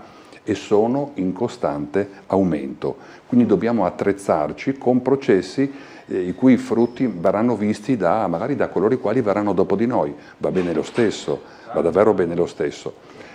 Allora, questo dobbiamo farlo. Prego. Mi scusi, c'è stato un attimo di distrazione, dobbiamo farlo sicuramente come lavoro, proprio è un po' un suo pallino, no? È sempre stato fin dall'inizio. Dobbiamo farlo. E poi, la prima cosa che ha detto, ricordo, le prime interviste proprio, che abbiamo proprio fatto. Importante, e poi l'apertura del sociale alla nostra città, questo è importantissimo. Un tempo c'era, e lo comprendo bene, un po' di riservo verso i temi sociali che sono molto delicati, però quando tu hai, come dai calcoli che abbiamo fatto, tu ti rivolgi a quasi metà della tua comunità, della tua città, non puoi non raccontare le cose che fai, non puoi raccontare le iniziative e i servizi che metti in campo, perché avere un servizio che poche persone conoscono è quasi come non averlo. Quindi il nostro obiettivo è quello di raccontare, di spiegare, di informare le persone. Guarda, ti faccio un esempio, ma potrei farne davvero tanti. Noi abbiamo un luogo, si chiama Centro Marenzi, un centro diurno per anziani, si trova in via dell'Istria, vicino a via Marenzi. Ebbene, lo so perché io ho abitato da adolescente vicino a quelle zone e quindi conosco molte persone anziane. Ecco, il Centro Marenzi si dedica agli anziani, è un luogo meraviglioso, ci sono tantissimi anziani che abitano in quelle zone e che non sanno dell'esistenza del Centro Marenzi. E questo io la prendo come una mia responsabilità personale, diffondere il più possibile i temi, i servizi che abbiamo, perché questo fa il bene di tutti e poi ottiene anche un altro risultato, crea anche un umore, una positività nella città, e questo fa bene sapere che ci sono delle belle azioni messe in campo per le persone. Fa bene a tutti, credo davvero, aiuta a migliorare il clima della nostra città. Questo è sicuramente utile in tutte le situazioni. Allora, abbiamo una telefonata. Pronto? Buongiorno, chi è in linea con noi? Buongiorno, mi scuso con l'ospite, parlerò del problema che illustra sempre quello da Udine, del metal detector. Sì, dica. Allora, le regole sono diverse tra fermare la gente e controllare la gente che passeggia e la gente di una manifestazione organizzata in un ambiente, diciamo, non chiuso, però limitato, dove bisogna controllare gli ingressi e quindi è previsto il metal detector. Invece nel fermare la gente rientra in un'altra tipologia, la gente che passeggia rientra in un'altra tipologia di organizzazione, di sicurezza. E quindi bisogna spiegarlo a questo signor Franco da Udine Nord. Spiegatelo una volta per tutte che le regole sono diverse e gli ingaggi sono diversi. Grazie. L'ha spiegato molto bene, grazie del chiarimento. Evidentemente insomma, il signore magari è del mestiere o comunque insomma, è a conoscenza di come funzionano i controlli da parte delle forze dell'ordine, delle forze di polizia. Lo ringraziamo insomma, per il chiarimento, assolutamente.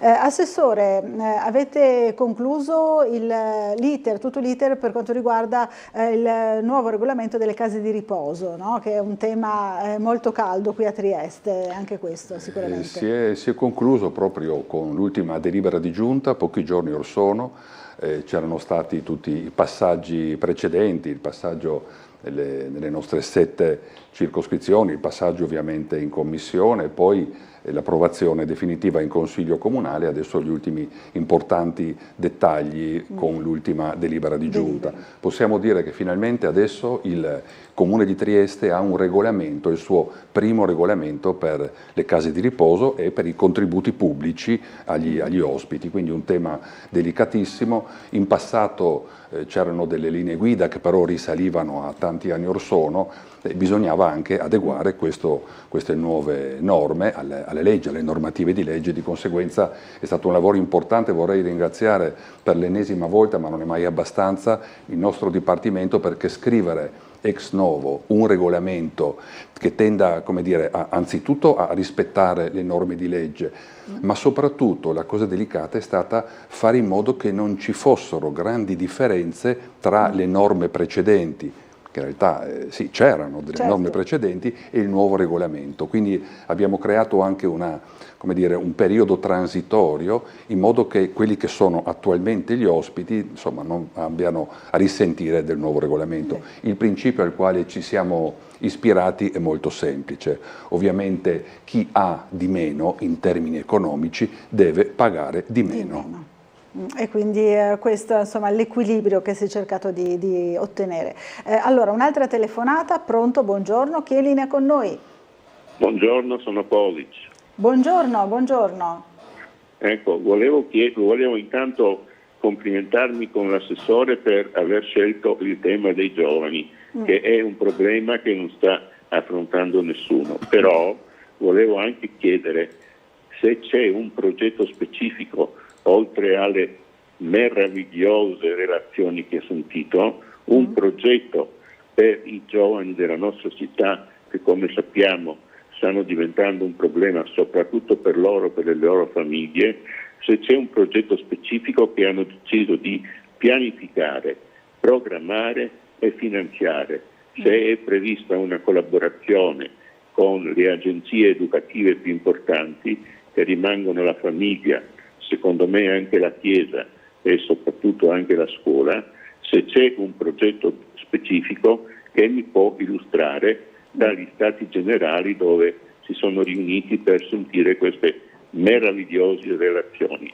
Le relazioni da sé non bastano, bisogna che le proposte che emergono da queste meravigliose relazioni diventino progetti concreti e che su questo si faccia una pianificazione per più anni e una programmazione annuale su quello che si vuol fare. Grazie. Grazie a lei, buona giornata, grazie all'ex assessore Cosic. Allora c'è effettivamente un progetto, come dice appunto il nostro telespettatore in questo caso, che ha seguito evidentemente molto da vicino gli Stati Generali. Intanto lo ringrazio perché davvero le relazioni erano meravigliose e ho grande piacere che siano state apprezzate. Io credo che le relazioni servano perché serve una relazione, poi serve una progettualità, servono dei fatti concreti, in realtà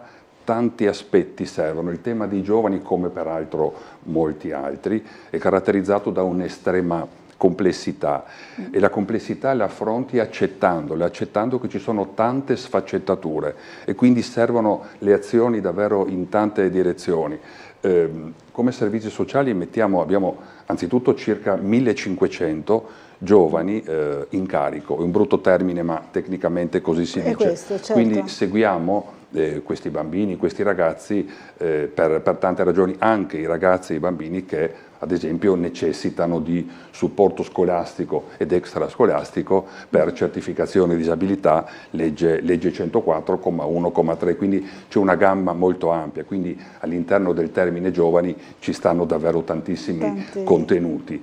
Bisogna affrontarli nella loro complessità ma anche singolarmente. Faccio un altro esempio, poco noto, anche se è un esempio che avviene nella nostra città ed è meraviglioso. C'è una progettualità che stiamo portando avanti da tanti anni e che per difendere un po' i ragazzi, dare loro degli strumenti in più e sensibilizzarli verso i temi del bullismo e del cyberbullismo. Sì, lo facciamo con una serie di attività che vengono fatte a scuola in collaborazione con le forze della polizia locale e poi con uno spettacolo teatrale che conclude in maniera festosa ma anche seria questa attività e che si chiama Bulli di Sapone. Ecco, io credo che vadano portate avanti tante attività, tante iniziative e poi, mi rilascio alla telefonata del telespettatore, effettivamente da quelle relazioni sarà necessario partire per fare sintesi, perché Gli stati generali a questo servono, non basta ascoltare, se ascolti e basta,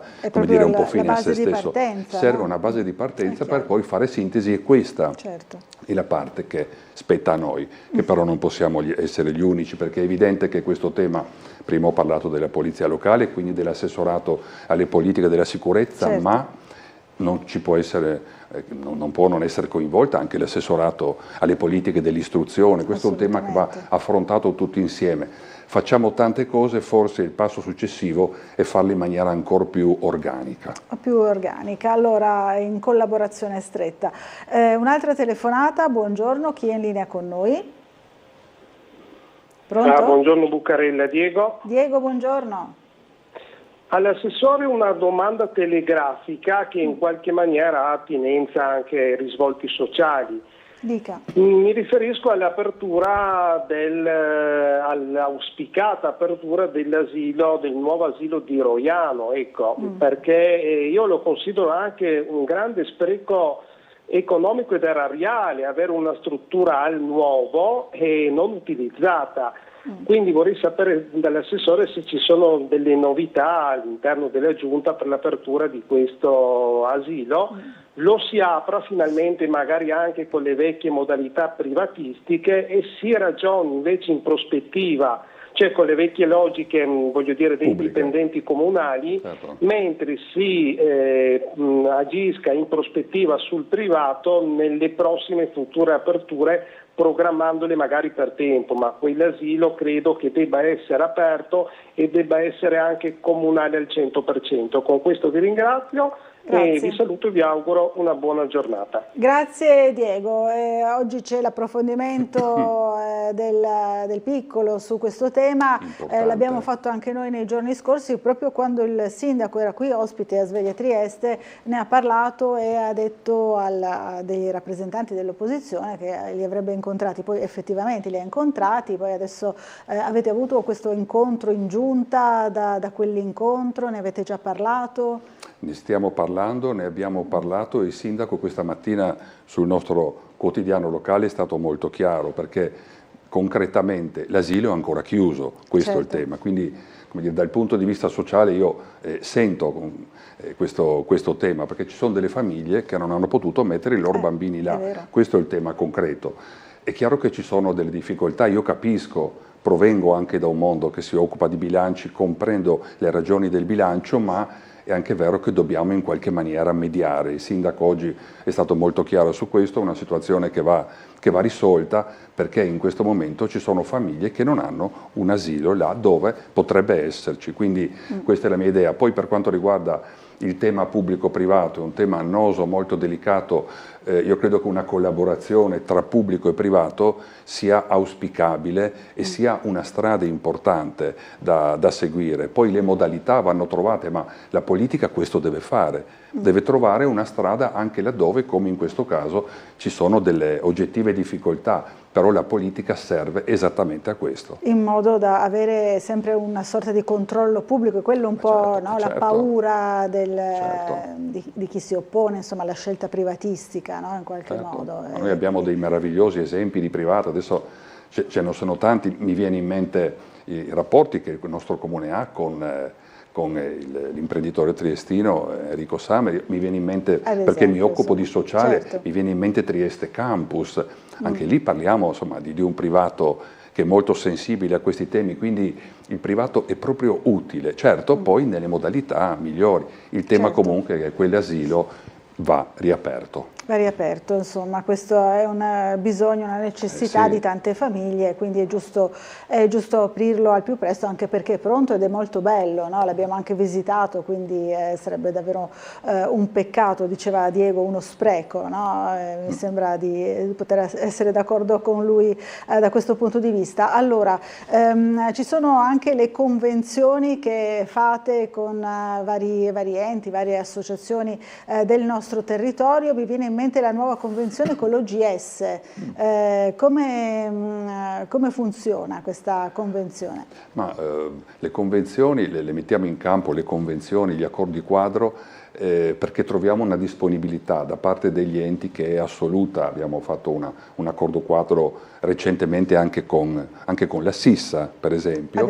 Abbiamo partecipato a Scienza e Virgola assieme alla Sissa, poi ci siamo incontrati con OGS e sul tema del tirocinio inclusivo, quindi questo è l'argomento che è stato, come dire, il nostro primo argomento affrontato, un tema che ha visto da parte loro grande disponibilità e anche da parte nostra, ma rientra all'interno di un progetto più ampio. Noi dobbiamo convenzionarci, il sociale deve avere rapporti con tutti, perché il sociale riguarda le persone e troviamo, devo dire, un ambiente che è sensibilissimo. Io ricordo il primo incontro con la direttrice dell'OGS, con il presidente, dovunque il sociale vada e si presenti e racconti quelle che sono le sue esigenze, le sue possibilità, i suoi progetti, dovunque noi troviamo braccia aperte. E mi ricollego perché poi sai la realtà è una, non è che non ci sono divisioni, non si vive a compartimenti stagni, quindi gli argomenti sono tutti collegati uno all'altro. Prima parlavamo degli stati generali. Ebbene, ciò che a me ha colpito tanto non sono sì le relazioni bellissime, meravigliose, la partecipazione. Quello che mi ha colpito è che quando ho chiesto ai relatori di partecipare agli Stati Generali hanno risposto sì immediatamente, di slancio, con entusiasmo. Il modo in cui dici un sì cambia le cose, dà valore alle cose. Certo. E questo avviene, è avvenuto con Sissa, avviene con OGS, abbiamo davvero rapporti con tante persone, abbiamo fatto una conferenza stampa alcuni giorni or sono, per dire un'altra collaborazione che abbiamo messo in campo proprio in questi giorni, con un'altra eccellenza del nostro territorio, cioè con l'opera giocosa del Friuli Venezia Giulia del maestro Severino Zannerini, che è un personaggio insomma, di statura elevatissima. L'amico Severino era il violoncellista dei primi solisti veneti, quindi un'eccellenza davvero assoluta. È stato docente al Conservatorio, è stato primo violoncello del Teatro Verdi e ha fondato l'opera giocosa del Friuli Venezia Giulia, che ricordo un piccolo aneddoto che forse non molti conoscono. Nel 1984 l'opera giocosa organizzò e ideò le prime passeggiate musicali nel parco di Miramare, ovvero sia dei concerti itineranti all'interno del parco, e lo ricordo perché quel tempo il castello di Miramare e il suo parco non erano come oggi. Oggi, grazie all'azione della direttrice Contessa, Miramare è a Trieste, il castello e il parco sono a Trieste, sono in rapporto strettissimo. Un tempo erano un po' separati.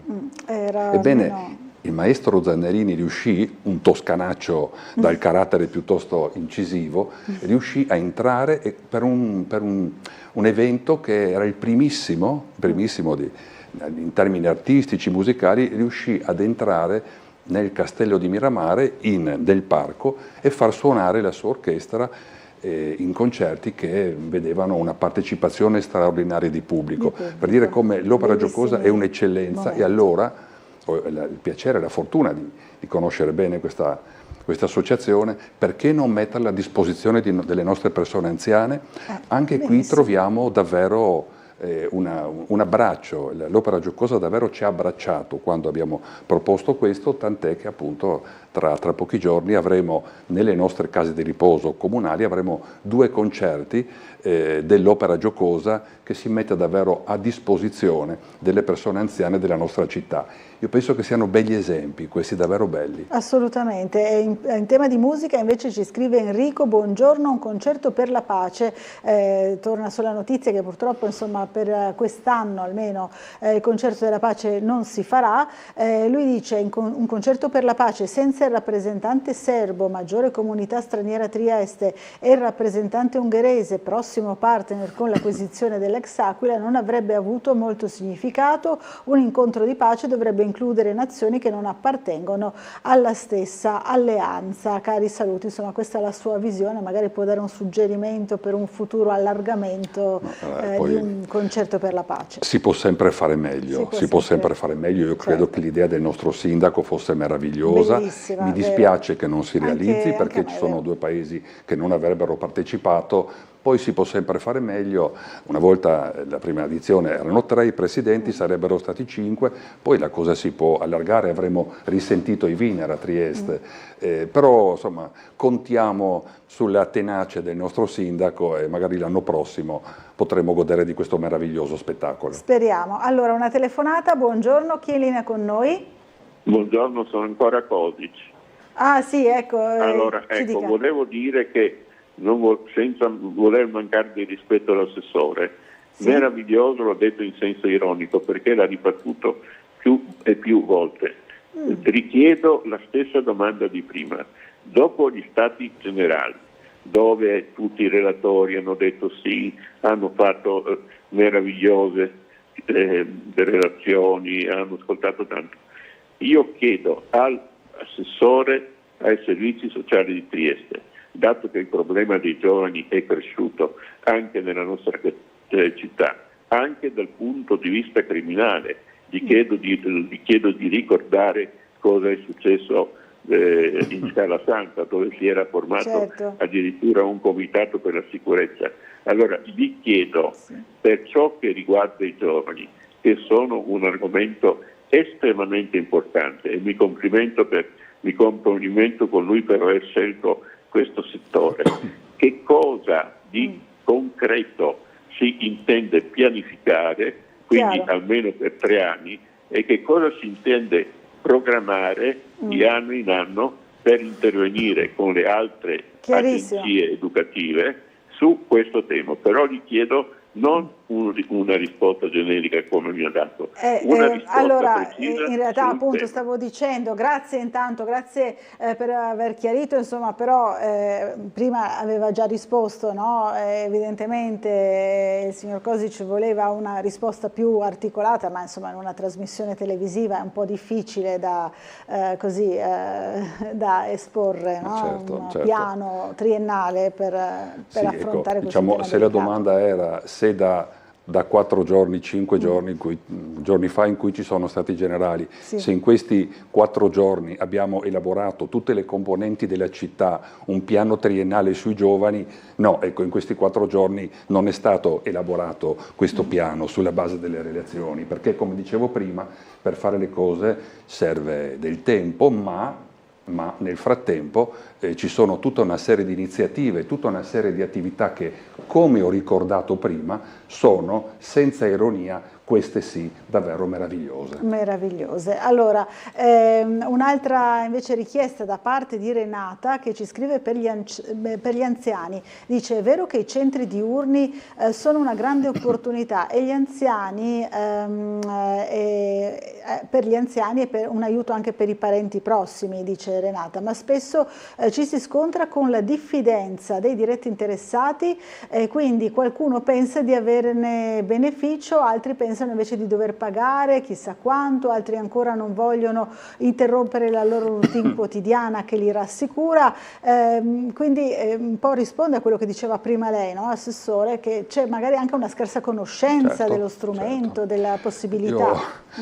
Io consiglio alle nostre persone anziane di venire al Centro Marenzi e di seguire, che ne so, i nostri corsi di yoga, venire a pranzare con noi, fare le attività che si svolgono sia all'interno del centro che all'esterno. Tra l'altro adesso stiamo riorganizzando il centro, sono in corso dei lavori di ristrutturazione che dureranno circa un mese e questo ci darà modo anche di ripartire con ancora più forza, ancora vigore. Quindi dico alla signora che ha scritto di venire nostra ospite, di conoscerci, e credo che poi continuerà a essere presente, continuerà a frequentare il centro. Il centro, quindi, perché effettivamente insomma questi ostacoli che elencava la signora possono esserci, no? Nelle persone anziane, bisogna provare, le loro bisogna abitudini provare. E c'è anche modo di venire con l'automobile, perché c'è un parcheggio, ecco, tante piccole cose che sono però davvero importanti, e ricordo che, no? Oltre alla frequenza di tanti anziani,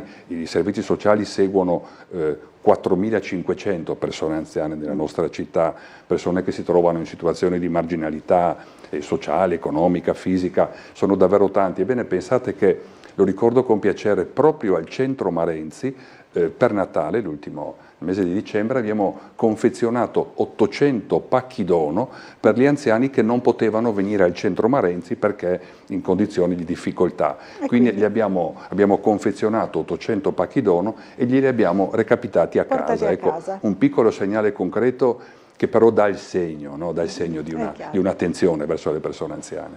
Grazie Assessore Massimo Tognolli, torni presto qui a Sveglia Trieste a trovarci. Come vedete gli argomenti non mancano mai. Assolutamente. Grazie a voi e buona giornata a telespettatrici e telespettatori. Grazie a tutti voi che ci avete seguito e buon proseguimento di giornata.